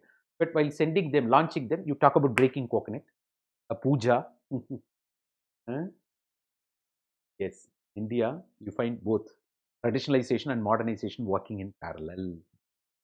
Change with continuity. That is a core principle you have to understand. Yes, it is that way. So, according to M.N. Srinivas, in his contribution, Religion and Society Among Cooks of South India, he talks about this secularization. According to M.N. Srinivas, the differentiation doesn't mean disconnection. You see, it is not, that watertight compartment. It is not a discontinuity. It's a change with continuity, sacred to secular. From religious to, it's not irreligious. From religious to less religious, more spiritual, more scientific, more rationalization, more logical connectivity. Probably you can think that way. So secularization has been subsumed in westernization. According to him, westernization is a broad concept in which that the very secularization gone in, that gone into. Otherwise, secularization, that it is subsumed. That it is that way. So another sociologist, the Rajiv Bhargava, says, the principal distance between religion and politics, the difference between church and state, the church and state, the principal distance between, that religion and politics. That's what, that you witness on the part of, that Indian secularism, that even the distant, that clear cut, the distance between church and state. That is what, but well, Indian secularism is totally different from the Western secularism I spoke. What is that? Indian society is secular from the beginning due to its marked tolerance. That's what orthodox plural view. Whether you talk about, that Swami Dayananda Saraswati, even Mahatma Gandhiji, they are talking about, that the very Hinduism is always, that has got, that religious tolerance is the core principle of Hinduism. There are various paths to reach the God. They're very clear about it. That's why the sustainability of Hinduism, that is more, given the fact even 800 rules of Mughal period. That is the core principle. It is people are misinterpreting. Please don't fall prey. That you might be aware. You can use religion to connect the people. You can also use the religion to divide the people. The great men will connect people, small men will divide the people, for your kind information. Otherwise, there are, all religions are accused in that sense, you have to understand. So, the core religious spirit of, the Hinduism, mark tolerance. That's what the orthodox plural view. So, Indian society is always secular. Even, the Upanishads, all those things talking about rationalization, the debate and negotiations, you might be aware. So, it is that way. But of course, that Andre Betail, the Indian people are bound more by culture than by constitution. You share common culture, that unity in diversity. That is the dominant culture. The core principle, cultural pluralism on the part of the nation we are talking about. So it is that, not only that, another sociologist also joining in secularization. The religion and secularism cannot be separated, that they go together. Religion cannot be in any meaningful sense, that private. Religion cannot be privatized. Otherwise, that you don't have state religion. You don't have, otherwise religion got reduced to the private affairs of an individual. People say, but it cannot be done. This is according to T.N. Madan. Religion and secularism cannot be separated. Why? The Indian secularism is in such a way different from Western secularism, where government interferes in religion to protect the minorities through fundamental rights. It's not like Western secularism. Right? It is that way we are talking about. So that's why in India, secularism and religion cannot be separated, and also religion cannot be in any way meaningful sense, that private. It cannot be privatized, because religion is a social institution. It's otherwise called collective representation. The people come together, they share a particular belief or faith system, they treat a particular object or plant as if they've got spirit, then they start venerating. It is collective representation. They start according a sacred status to a particular object or animal or plant, then they start venerating. It's not by single individual. It is collective representation. That is right. So separate religion cannot be in any meaningful, that sense, privatized. It is a public thing. Even Emil Durkheim says religion is nothing but society divinized. Religion is nothing but collective representation. It is German. In that sense we are talking about. I think the very right materials for this unit, of course, I'm talking about, that IGNOU materials, NCERT available, the books by, that Dipankar Gupta, M.N. Srinivas, that, and also, the T.N. Madan, the religion books, all books, that you find material are gathered, different sources. A lot of commercial guides also available in the market. It is up to you. I think, that's more than sufficient. What I've gathered, I've given you. I think you can link with previous year questions. Even the previous year questions will be dealt separately.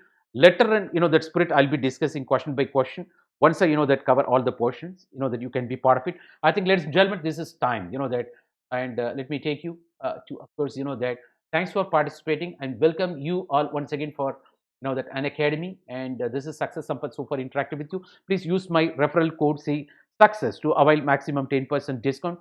Go for, that choose what suits you, based on your budget and also the time availability. You can choose the program, but we strongly recommend Iconic program, so that benefits you more. Ladies and gentlemen, this is fantastic. Appreciating once again for your participation and passions. Hope I would have made difference in your understanding today. Thank you so much, and good night. Let's meet tomorrow in another topic. Thank you so much, everybody. Thank you.